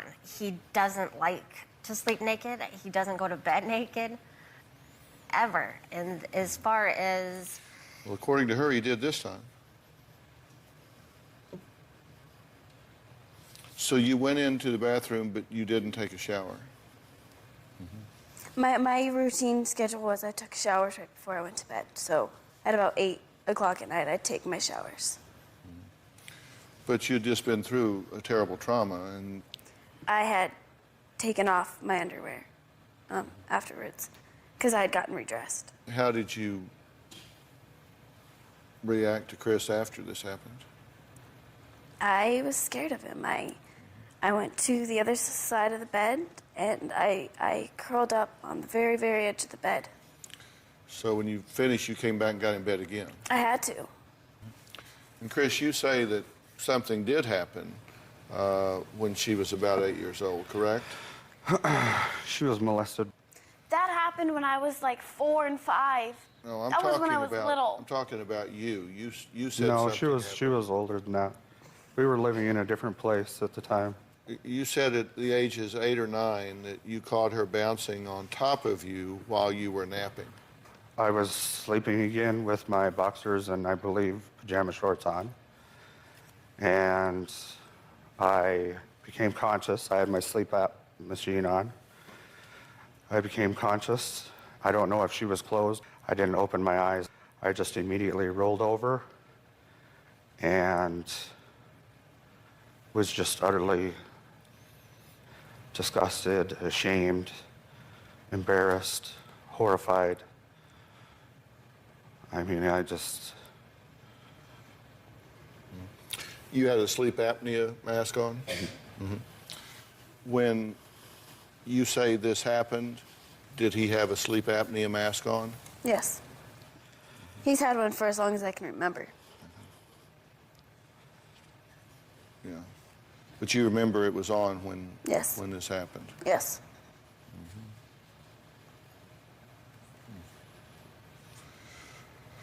You didn't mention that before. I'm just curious why. I didn't know I needed to.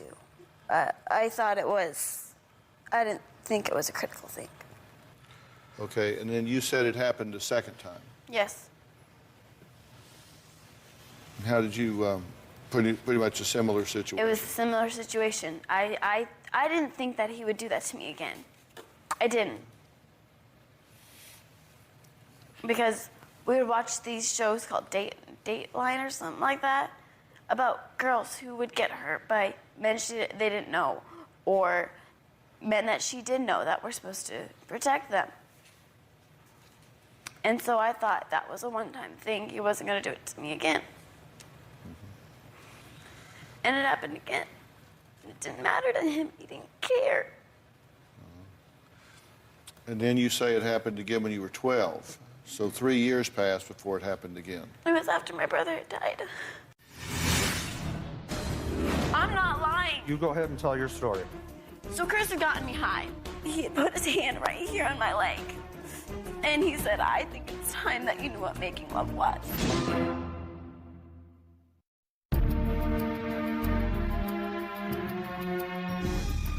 You said at 16, he approached you again. Yeah. And said what? Do you remember what happened when you were little? And I said, yes. And he said, well, I think it's time that you actually knew what making love was. Really, you don't remember this day? Because I can tell you what we did. I remember exactly what happened that day. So what, are you gonna blame me again? Because it's my fault, right? No, Because you always I'm not blame it on blaming me. you You for always say anything. I'm the liar. Remember this? I lie. You don't know you can't believe any word I say. I'm not lying. You go ahead and tell your story. Okay, so do you want me to tell everything? Whatever you feel you need to tell.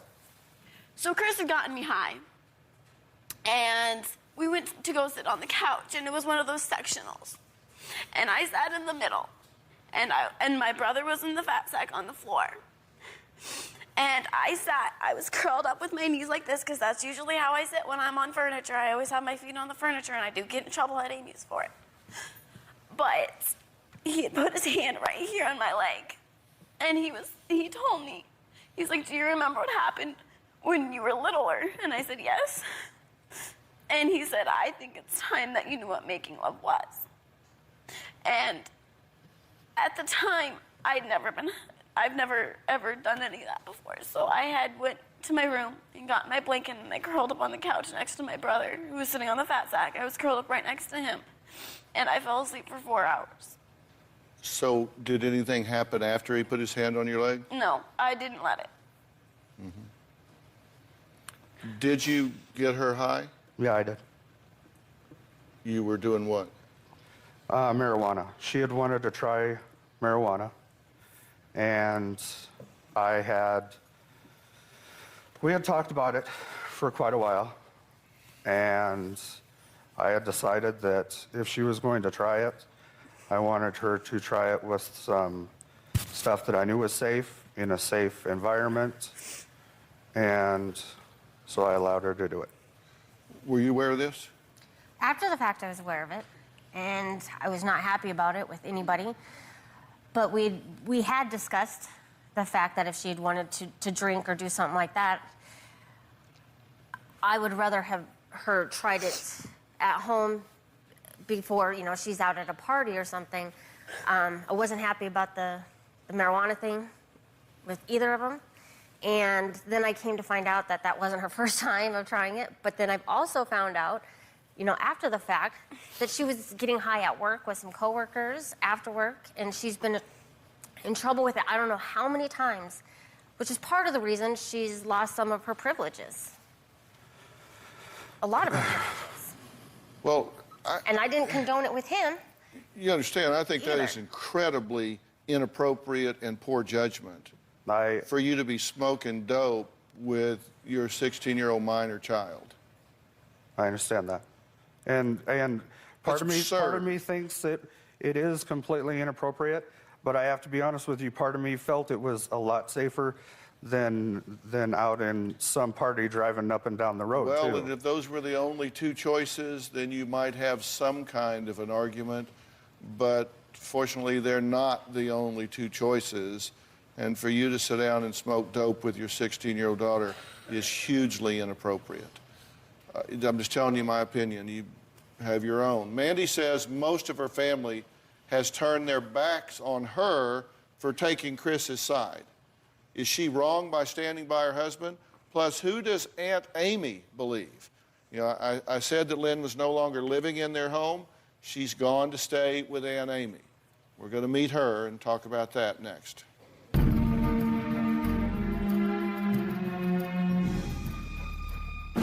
This whole situation has destroyed our family. I feel that this has distanced my sister and we don't spend as much time together. It kills me inside to think that my mom chose her own husband over me. I've not been the perfect husband. I've not been the perfect father. I've gone through a couple instances of infidelity with my wife. When I was around 10 years old, I caught Chris having one of his affairs. She saw her dad on the couch making out. He was horrible for doing this to my mom. I was ashamed. It's not the person I want my daughter to remember me as. Well, that was Chris and Lynn remembering some of Chris's infidelity that Lynn says she actually walked by and witnessed. Now, you have seen him on 2 occasions with other women, correct? And once you believe they were actually having sex because they were disrobed, or at least their pants were down. Well, after Lynn accused Chris of raping her, Lynn moved in with her Aunt Amy for protection. Amy says she really isn't sure who to believe. The day that the allegations came to light, my niece came to stay with me. I don't know if Chris raped my niece. I've tried to remain very open-minded about it. I had a conversation with Chris where he asked me, do you think I raped my daughter? And I said, I don't know. I don't want to be wrong and say Chris did this, and he didn't, because I think it's one of the most horrible things somebody could be accused of. At the same time, I do feel you have to take what a child says seriously. If it's true, I feel that Chris should go to jail. Well, Amy, thank you, A, for joining us, and B, for taking this child in and giving her a place to stay. You've been listening to the whole show from backstage, right? Our whole conversation out here. What can you add to the conversation?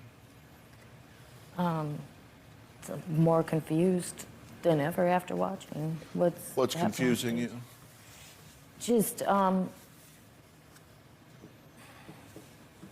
like I can see emotion coming from both of them. Some of your questions made me question, you know, and then, but I don't know. It's an emotional situation, right? Mm-hmm. Have you two talked about what happened? Briefly, I didn't want to know the details. I've heard more detail here today than I'd heard before. But, and you asked more questions about details, and I didn't want to be digging. I didn't want to be leading her in one direction. I wanted investigators to do their job. You said that she told you about molestation a few weeks before Christmas last year. And she told me sometime just before Christmas. We had been Christmas shopping, I think it was a few days before Christmas. This is Christmas season. Yes. Was she upset when she told you? It was very matter of fact. So she was able to just tell me, you know, this is what happened. Mm-hmm.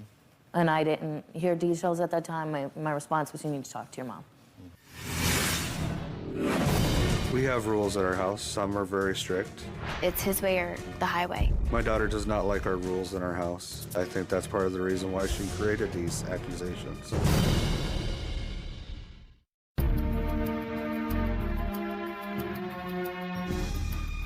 Do you think that your parents are too controlling of you? I was always raised to be older than I was. I had so much more responsibility than all of my friends. And my parents always commented on that. Oh, we know you have so much more responsibility than your friends. It's just how your life goes, yada, yada, yada. I thought as I got older, I thought it'd get better, but it just got more controlling. Well, you said they were very strict, being controlling, and in fact, quote, treated me like a slave. Yes. Chris is the strictest father I've met. It's his way or the highway. We have rules at our house. Some are very strict. We've set some pretty strict guidelines as far as dating goes, with boys, grades. When I was at home with Chris, I was scared of him. I was his little slave. If he told me to do something, I had to jump. Chris definitely the king of the castle. He has my sister wait on him, and my niece as well.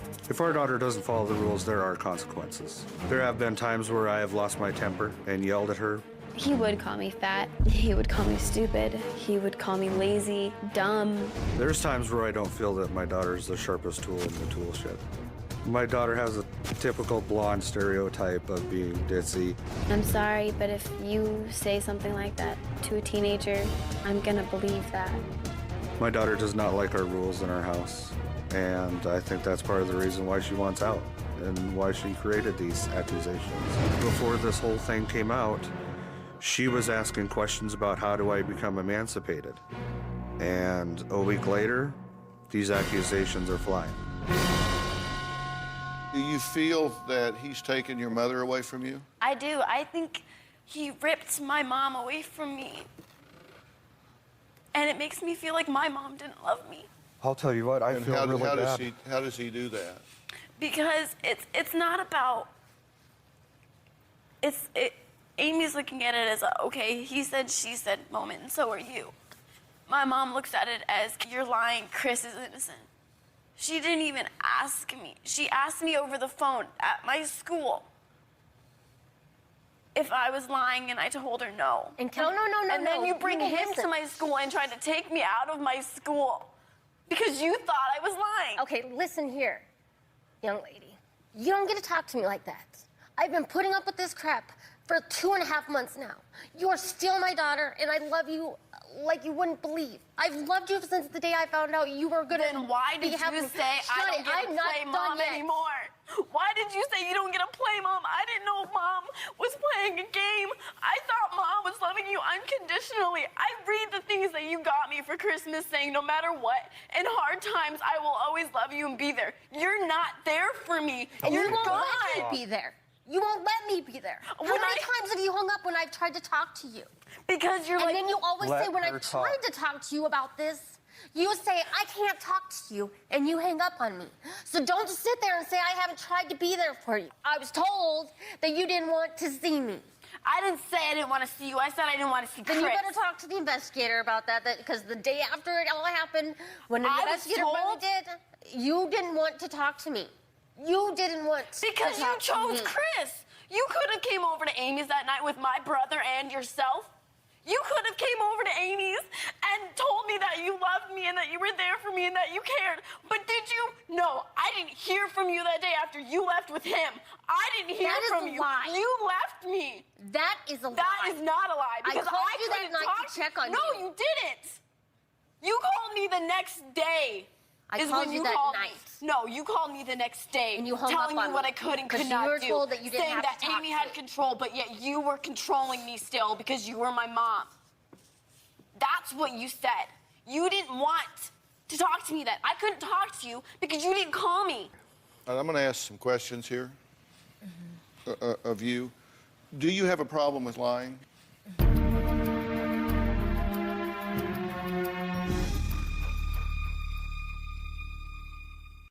Well, sadly, we have run out of time today, but I still have a lot more questions for both Lynn and Chris. I know for sure that someone is lying. Tomorrow on an all-new Dr. Phil. I never touched you. Not even when I was little, when you put me on top of you. Never, ever. Stop lying. She says he molested her. Do you have a problem with lying? I did when I was younger, yes. Or is he just a bad dad? You're drunk and then smoking dope with your daughter. I wouldn't let you be around my granddaughter for 5 minutes. What the hell are you doing while all this is going on? Now, they are offered a polygraph. Chris was perspiring, trembling. You did take the polygraph. If you have made this up, then tell me that now. What will the polygraph reveal? Was it conclusive? It was absolutely conclusive. Did Chris ever have sex with you? You answered. Yes. Daughter versus dad. The results of the polygraph were Who's telling the truth? That's tomorrow. You won't want to miss tomorrow when I uncover the truth. Find out how this family drama will end. I do want to thank my guests for being here today because I know this is tough to talk about, but it is important. The family's life hangs in the balance. So long.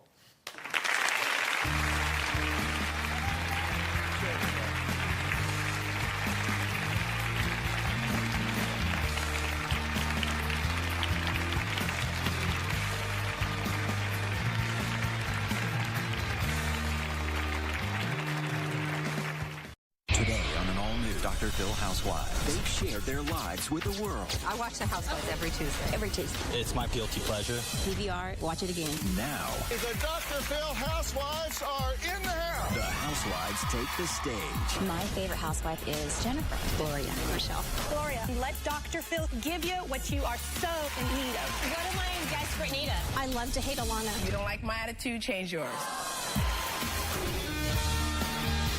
This is going to be a changing day in your life. Have a good show, everybody. Here we go. It matters to you. That's what I want to talk about. Are you ready in the booth? Let's do it. Go, Dr. Phil.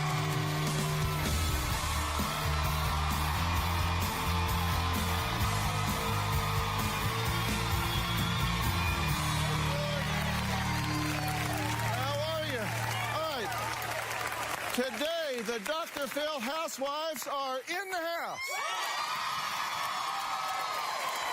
Our audience is full of big fans, and as you can see, each have a favorite housewife they relate to or root for when there's a side to take. Now, Stacy is a huge fan of the series and says that she can relate to almost every housewife. Absolutely. All of them? You got something for all of them. Like Gloria, you're a single mom like yes, Gloria. Sir. Yep. I'm a black queen like Alana. I've been single for a while like Michelle. Yeah. I had a child young like Rachel. Didn't know what I was going to do. You've been cheated on. Been cheated on. So you got every shirt. Every shirt because I love them all.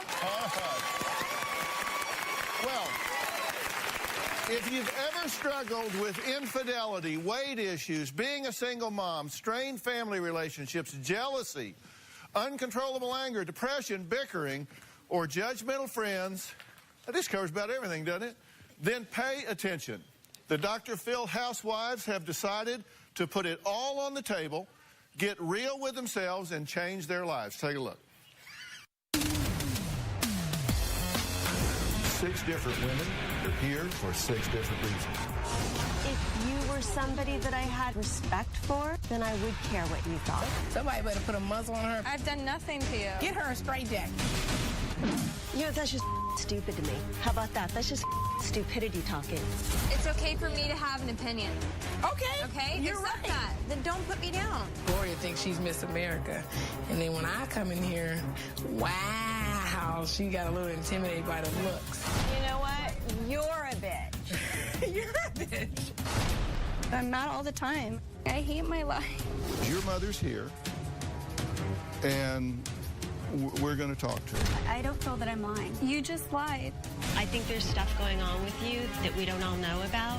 Today proved why I shouldn't let my guard down with her. I had a pretty good idea that my husband was having an affair. Tell him how it makes you feel. I look at you, and I want to hug you, and I want to kill you at the same time. And I want to know where I went wrong. What did I do? What we're doing has never before happened on television. This is it. You better bring a bulletproof vest. All right, well, I hope you've been watching their journey every Tuesday this season, but if this is your first time, then don't worry, because today we're going to catch you up on anything that you may have missed. Now, our message boards have been lighting up with comments from all of you at home about the housewives you love and the ones that just make you want to just throw something at the television. Now, today, all of the housewives are in this house. All right? I'm talking about Kim, Rachel, Alana, Gloria, Jennifer, and Michelle. Say hi to all 6 ladies.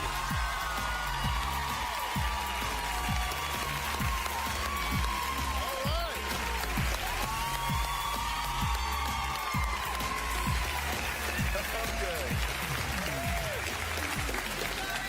Wow, you guys do light up a room, huh? These people are excited to see you. Do you feel like a star? I was already a star before I got here. So. This is a chance for people to kind of have a little round table that they get to be part of. So they're like the seventh chair in our round table. So, I mean, let's start with you. Oh, yay! Yeah, of course. Now, despite being voted most relatable on drphil.com, our single mom looking for love, Gloria, may be considered the most controversial housewife. Well, let's take a look at this. I'm a single mother. I own my own boutique, hotel, and surf school in Costa Rica. The perfect man for me is somebody who is intelligent, funny, confident, successful. I've been told that my standards are too high. Maybe you just don't measure up to what you think you're worthy of. Funny, I hadn't considered that. So what do other moms think of you? A bunch of soccer moms got together at a soccer game, and they said that I should dress down, take off the lip gloss, shut my mouth, and then I would be less intimidating. And so what'd you say? Well, I think I laughed and I You. Karma's a bitch, you'll get yours later. You've impeded my process here because... You've impeded my process. What you put out there is what you're going to get back. Respect. But I'm not scared of you, and I'm sick to death of you. Okay. In denial about everything in my life? Yeah, I don't think that's horrible. Are you kidding me? No, I honestly... That I make myself face We all every face it. single morning, and they're telling me I'm in denial? You. I'm not in a room with my equals, with the exception of Dr. Phil, and I believe Michelle another. And what I mean by equal, I mean awareness and understanding. As you watch that, is there anything you would do different if you had it to do over again? Yeah. Of course there is. In retrospect, there's things that I would have said very differently. Yeah. One thing that I've definitely learned through this process is my delivery's not that great. It's pretty clear that people think I come off as condescending, yeah? And I don't like that. I don't want to come off as condescending. I don't think I'm better than everybody else, so I think that I need to adjust the way that I deliver. Do you think, like most people, you're better giving criticism than receiving it? I think that's the way that it's edited, yeah. Do you think that's the way that it's edited? You give a lot of advice, right? I do. You have. Let's take a look at that. Okay. I'm going to be 100% honest with you. I think there's stuff going on with you that we don't all know about and that you're not putting on the table, and that makes me uncomfortable as well. Are you going to be in intense therapy until you do, so that you can sort out the way that you were treated by your parents and you don't act that out on your own children? I'm not even going to answer that. Yeah. The affair is totally your responsibility and accountability. Yes. However, I believe you both need to be accountable for the 16 years where you didn't have sex. I think it takes two to tango. No, take responsibility for yourself. You just give me so much power. And the sad thing is that you're a very powerful woman, and you use it negatively. I feel the women are benefiting from my insight, and yet they hate hearing it. They hate that I speak intelligently and with truth, and maybe they don't understand half of what I'm saying, which could be a concern. I don't know if they understand half of what Dr. Phil's saying. I never seen that either. Wow. Now, Susie's in our audience. She's Team Alana, but she says Gloria needs to be as receptive to receiving criticism as she is to giving it. What do you want to say? Gloria, honestly, it's Dr. Phil's show. The dime store psychology has got to stop, honey. You got to open it up and let him give you what you are so in desperate need of. That's just how I feel. What am I in desperate need of, in your opinion? Take advantage of what he's offering you. This is transformational work. Allow yourself to be part of it. That's it. One of the things that you want to do is have somebody to share your life with, right? Absolutely. That's why I'm here. Yeah, I mean, that's one of the things that you have. So she's been on the search for this, and matchmaker Julie Furman from Cupid's Coach has been on a mission for help. So how's it going? I see tremendous amount of growth. I see that you are willing to learn and explore. You're seeing what it feels like to be judged by other people. You don't like it. And yet the number one thing we're seeing in your relationship with men is that there's a tendency to judge them quickly. So this is a fun opportunity to learn, to give the guys a chance the same way you want all of America to give you a chance. And I've got some really wonderful men who are on go for taking you on, girl. All right. Good to hear. All right, we have to take a break. You see that right there in the prompter? Yes. Why don't you read that, and then we'll go to break. Up next, what's hot to Gloria is the biggest rival on the show, the creme de la creme, Alana, and see how she's her. Hey, you guys are totally messing up. Dr. Phil, you better at that. But Yeah, creme now de la you creme. edited that, because that's not what it said. I didn't see any creme de la creme in there. We'll be right back.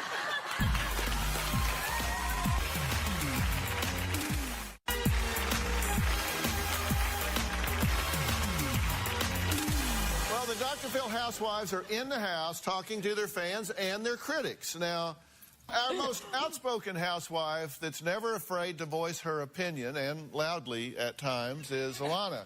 Take a look at some of her story. I'm a lawyer, and my next step in my career is to be a judge. So why not start judging people now? And if you don't like it, change your attitude, not mine. I'm a diva because I'm thick, I'm smart, I'm hot, I'm sexy. Did I say I was sexy? Oh yeah, I'm sexy. Do you think you have a get them before they get me attitude? People think twice before they step to me. That's how I see it. You're so into yourself, you don't give a. You don't know the calm down. No, you're gonna calm down. You're gonna calm down.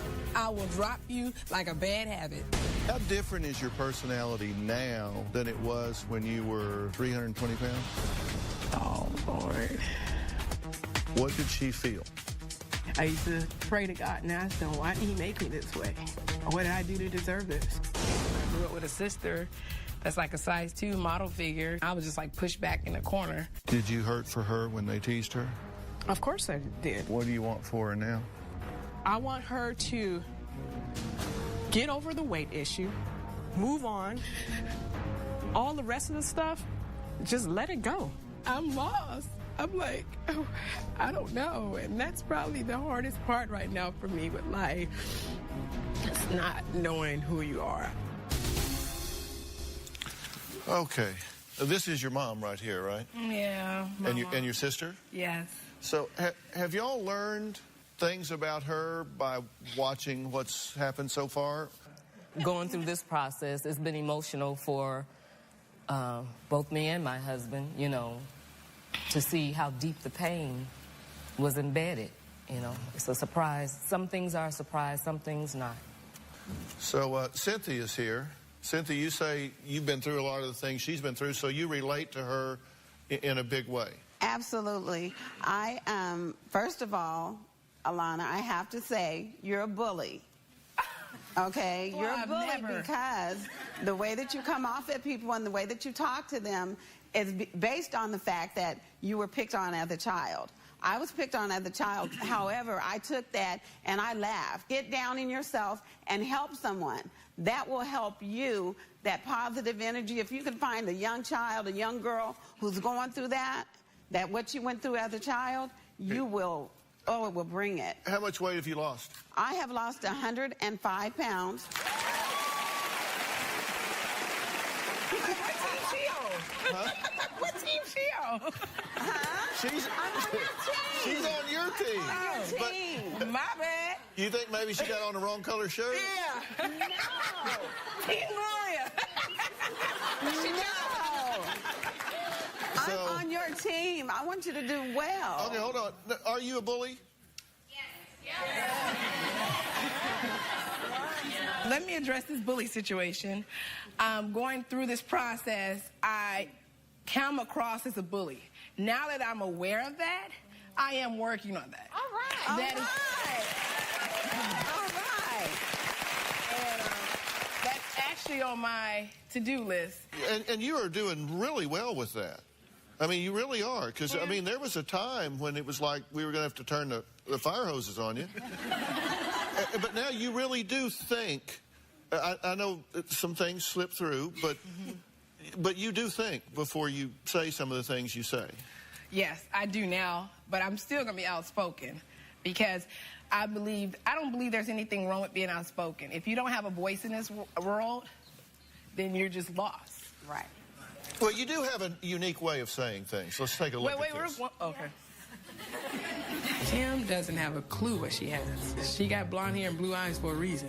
Jennifer needs to start over. She got 20 more years to drop it like it's hot, do something strange for a little bit of change, and make it happen. Gloria want to be creme de la creme. Ain't gonna happen, Captain. I'm the creme of the creme. And you're right. I told you I'm a bitch. Beautiful individual that check out. Gloria is a goodwill case. You have to give and give and give. Did Gloria try to leave the house last night? Is Barack Obama the first black president? She done left and came back to the house so many times. Hell, we should name her Carl Lewis. Because she quick to go and quick to come back. Somebody better put a muzzle on her before I put my foot. I need to put my foot. If Michelle screws me this time, guess what she gonna get? A foot. Learn her to calm down. I will drop you like a bad habit. Well, you would have a busy foot. I know, yeah. You would have a busy foot. Yeah. What else did you want to say to the audience? I just want to say I'm not loud, I'm just heard. I say a lot of things that most people won't say. People are afraid to live their life. And I'm living my life for the fullest because, you know, you got to understand, 27 years of my life, I hid behind a mask. I played like I was happy in this world. And no one's going to take that away from me now. If you don't like my attitude, change yours. I'm not the problem. But the truth is, you do have some insight to this, and you do say, okay, there are some ways that I can protect my rights without stepping on other people's toes. Correct. You can be assertive without hurting other people's feelings, and that protects you. Or you can be aggressive where it hurts other people's feelings, and it protects you. And you prefer assertive over aggressive, right? Yes.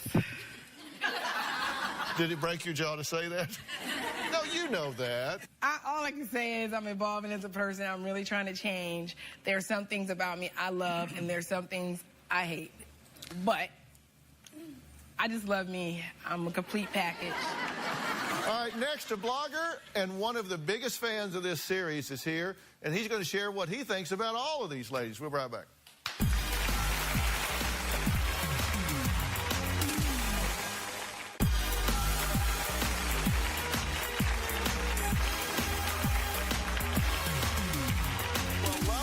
To hate them, the Dr. Phil housewives are here today for the first time with our live studio audience.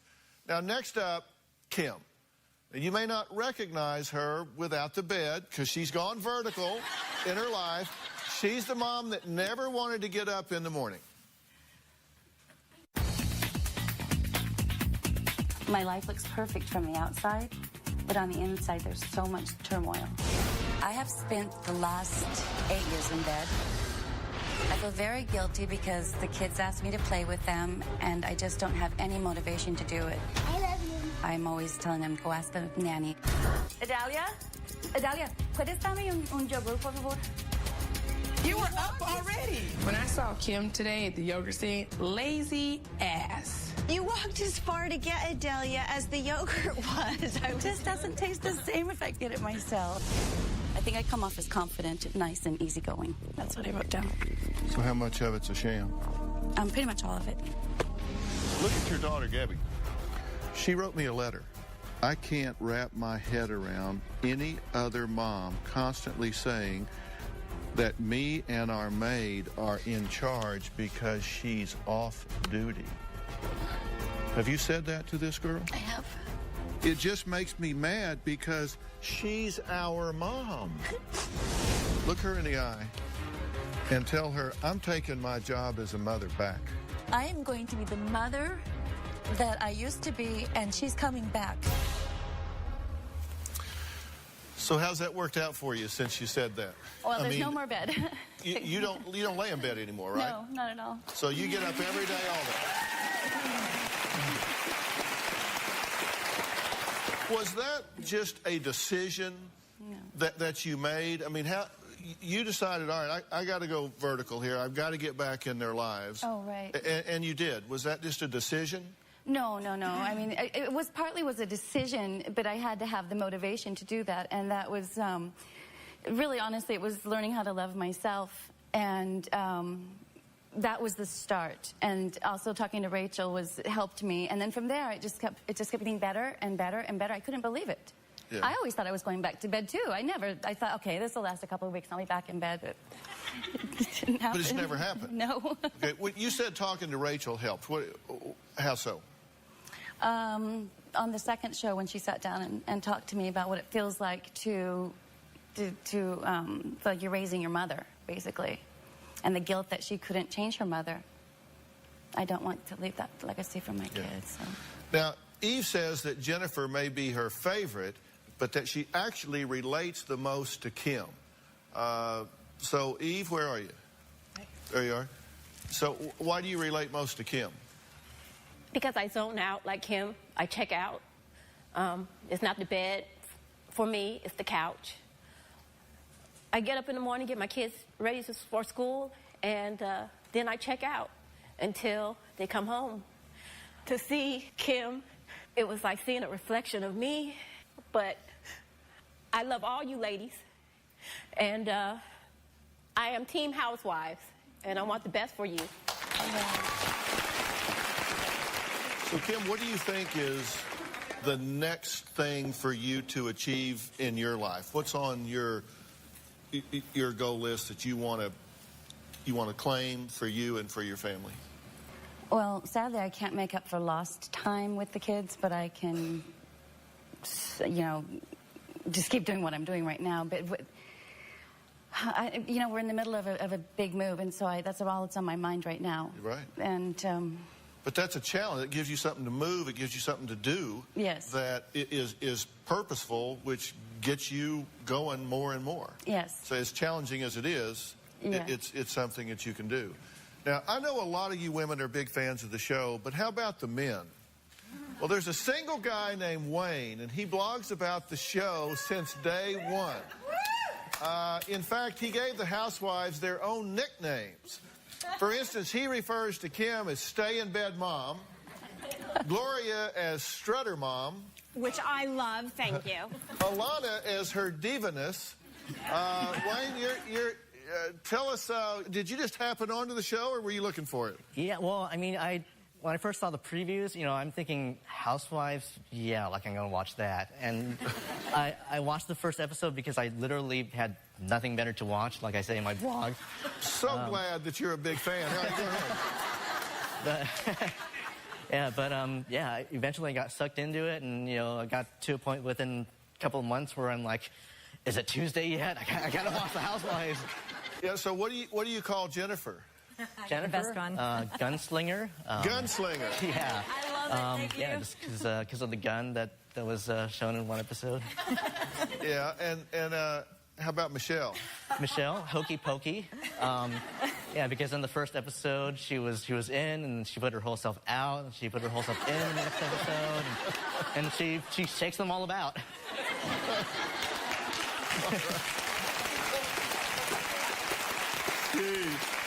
So what do you call Rachel? Oh, Rachel, eyebrows. Beautiful eyebrows, by the way. But you're hooked. Oh yeah, I'm really addicted to it now. Yeah. Now Wayne has come up with silly pretend product ideas like the Adalia Alert, a one-touch button that you alert your maid. The Vengeance Village, a service that specializes in revenge on unfaithful husbands, and the Super Strutter Deluxe, which helps repel energy from an opinionated diva sitting next to you. So, you got too much free time on your hands. All right, up next, we'll see Jennifer confront her cheating husband, but first, blogger Wayne says his all-time favorite Housewives moment is when I sent comedian Kate Rigg to Kim's house to do a little role reversal with her live-in nanny and maid, Adalia. Dr. Phil has sent me here today because he wants me to take a little walk in your shoes, and he's asked me to be you. And guess who you get to be? Dr. Phil? Adalia. Kim! Yep. Kim! Kim! Do you have any yogurt? I'll just smack the crap out of her. You know what would make this better? Okay, so we'll call you when we need things, okay? Kim! Kim! Kim!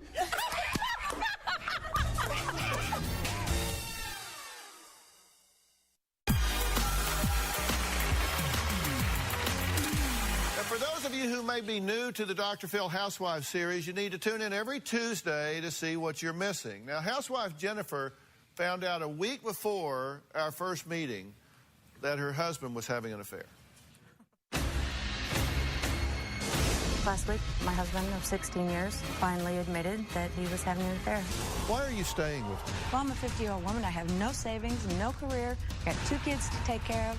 What about your pride, though? I don't have pride anymore. How was your sex life? We had sex maybe once a year, and that was after he was tired of me bitching about it. So it was mercy sex. You put up with that for how many years? 16. She's exactly who my husband slept with.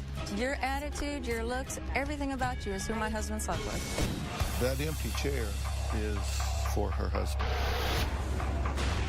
He is coming here today. You better bring a bulletproof vest. Why did you want to be here today? I love her, and I want to fix it. Are you sorry you got caught, or are you sorry you did it? I'm sorry that I did it. Why did you do it? You know, there is no good reason. You say you love her, love would have brought your ass home every night to this woman. You should feel like a piece of I do. I want to hug you, and I want to kill you at the same time. I hate you so much for what you've done to our family. Well, Jolene is a big fan of the show, and she says that she feels the other women unfairly blamed Jennifer for the affair. Jolene, where are you? Right here. I didn't get that from any of the women. I didn't even get that from Gloria, but you did. Yes. No, she's talking about you saying it took 2 to tango, I'm sure. Right, and that's not what I meant. Well, I didn't take that as you blaming her for it. Right. But I sure didn't hear it from you guys. No. Tell me what you're responding to. Well, at one point, Alana had said, no, she must not have been taken care of home. A man's not going to step out if, you know, a woman's doing everything she's supposed to do. And I think that's outrageous. I'm here to defend you, Jennifer, and all the super women like her. We can do A from Z, and a man can still step out on you. I just thought that. Okay. All right, Love you, gotcha. Jennifer. Thank you. Thank you for the support. Thank you. Jennifer, two questions I think everybody wants to know. One, how are you doing with him? Well, we have our good days, and we have our bad days. Our bad days are getting fewer and farther between. Oh, how are you doing, just aside from him, in terms of you being you and feeling good about who you are? I'm feeling better. I've lost 40 pounds. I'm working on myself.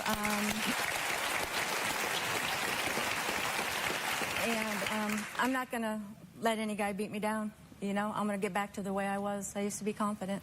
So, So you're making progress. I'm making progress. All right. Okay. Now, Michelle and Rachel are the 2 youngest on the series. Both have issues with their dads and with the men in their lives. We're going to talk to them next.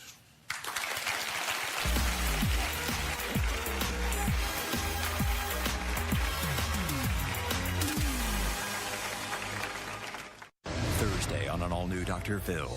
Hey, America, I'm going to get well.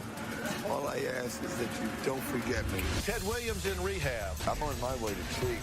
I have an exclusive update on how he's doing and why I had to get on the phone with Ted at 2 in the morning. That's Thursday.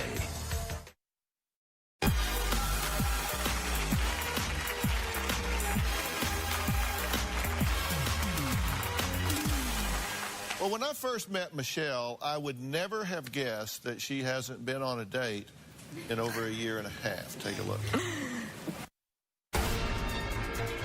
It's been about a year and a half since I've gone on an actual date. I am a workaholic. I would love to be married one day. It's absolutely a dream of mine. What do you say to yourself when you say, my own father doesn't like me? It's hurtful to need someone that doesn't need you. My own father doesn't love me. How's anyone else? You've been cheated on. He was unfaithful for a good year and a half. Do you think you got over it? I think I have huge trust issues. Why are you angry at me? I find you very irritating. Michelle is Gloria's cheerleader, brown noser, whatever you want to call it. Ride your ass, sit down, and shut the hell up. Look, you just ready to pop off. Listen, I'm a person.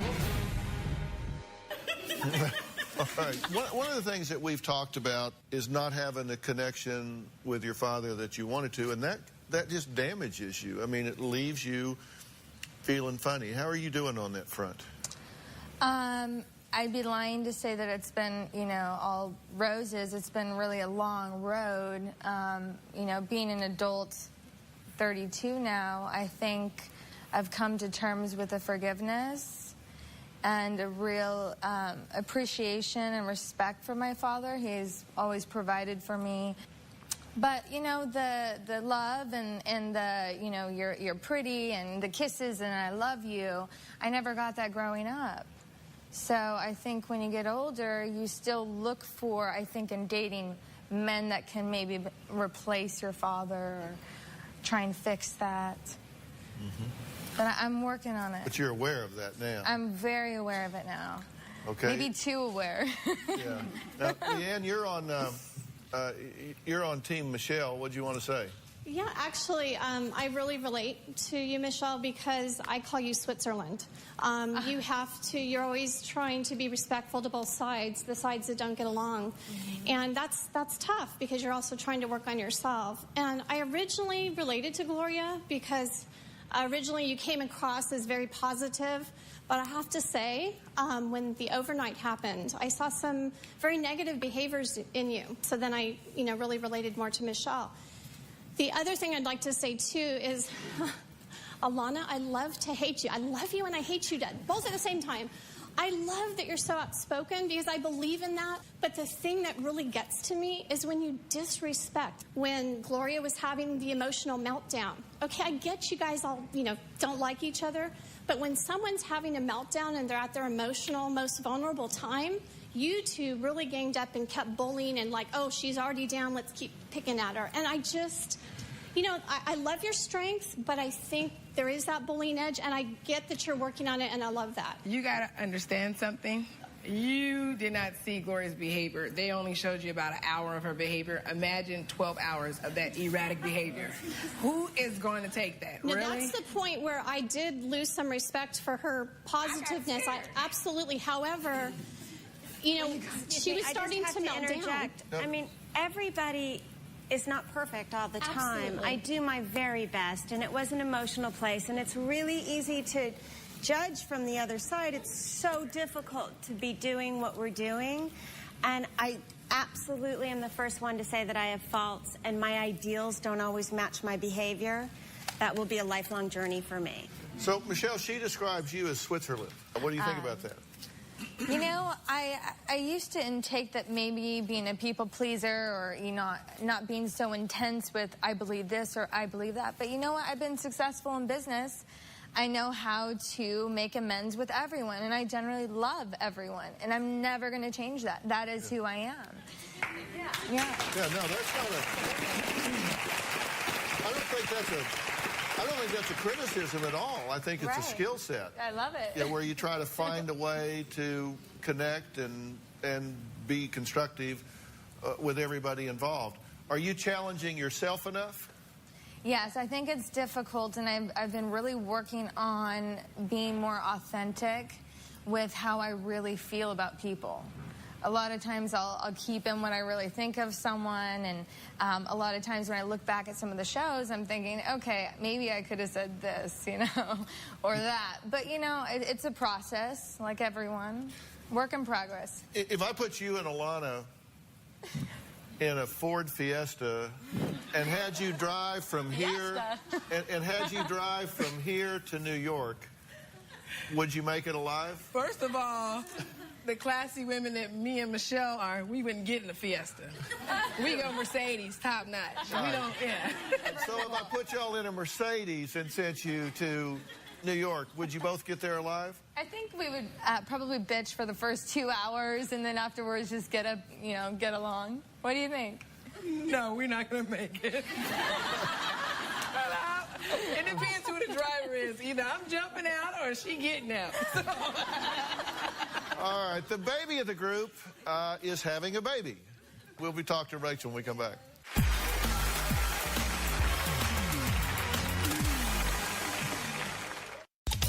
When I watch Gloria, I am annoyed. She thinks she's Dr. Phil's mini-me. I definitely think Rachel's a runner. Like, I'm not sure what you want me to say, but... Kim, get off your butt. Adalia! Got to go. I love to hate Alana. I can't stand her rudeness. We love watching The Housewives every Tuesday. Twice. On DVR. Well, the baby of the group is Rachel, and she's only 25 years old. Now, she recently found out that she is expecting a baby. I'm not able to forgive my mother for allowing my stepdad to hurt me. My stepfather would call me names like or slut or bitch. I'm mad about everything. I hate my life. Everything you say is a whine. You've never said a sentence that wasn't a whine. What's going to happen for me to start thinking Well, you could that start way? by quit mealy-mouthing around. Well, I don't want to attack anyone because I'm not perfect.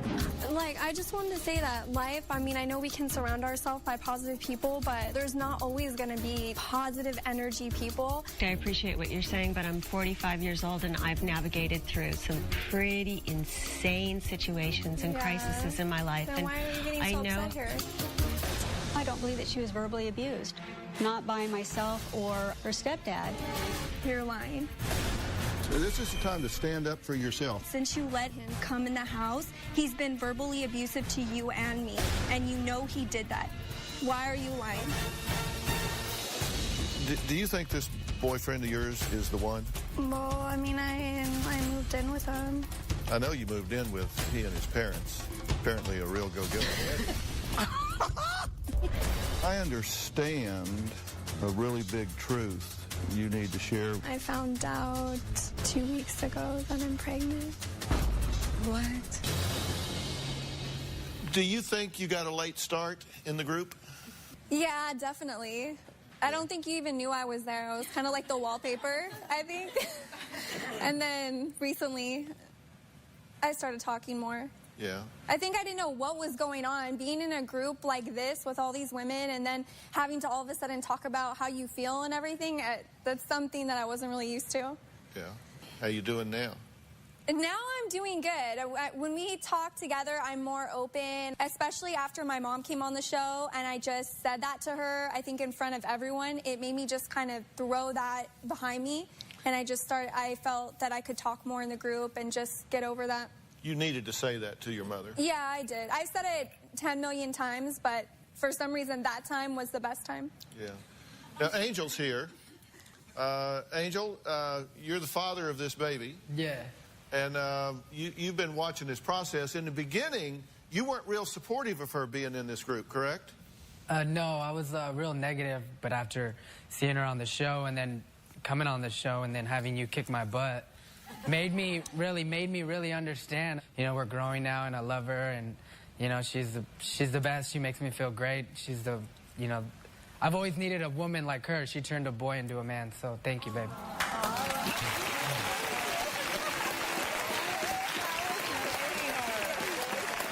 Have you seen changes in her since she's been in the group? Oh, great changes. I mean, she doesn't whine supposedly no more. But she certainly has changed a lot. Now she's more positive than ever. And Good job. I mean, what can I say?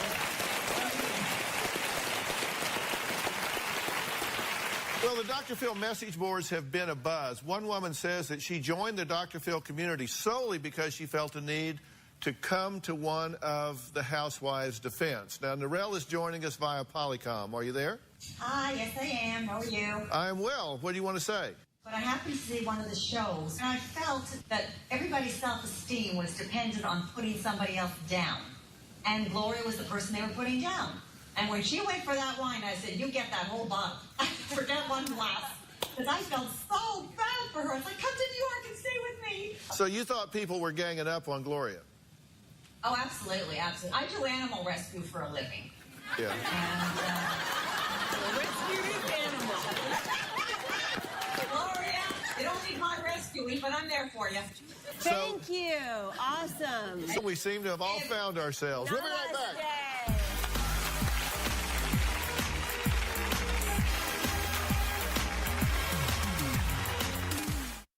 Well, thanks to the 6 ladies for coming here today and talking to everybody and hearing what everybody had to say, and to all of the fans in the audience here today. Now, don't forget to tune in to the Housewives show every Tuesday.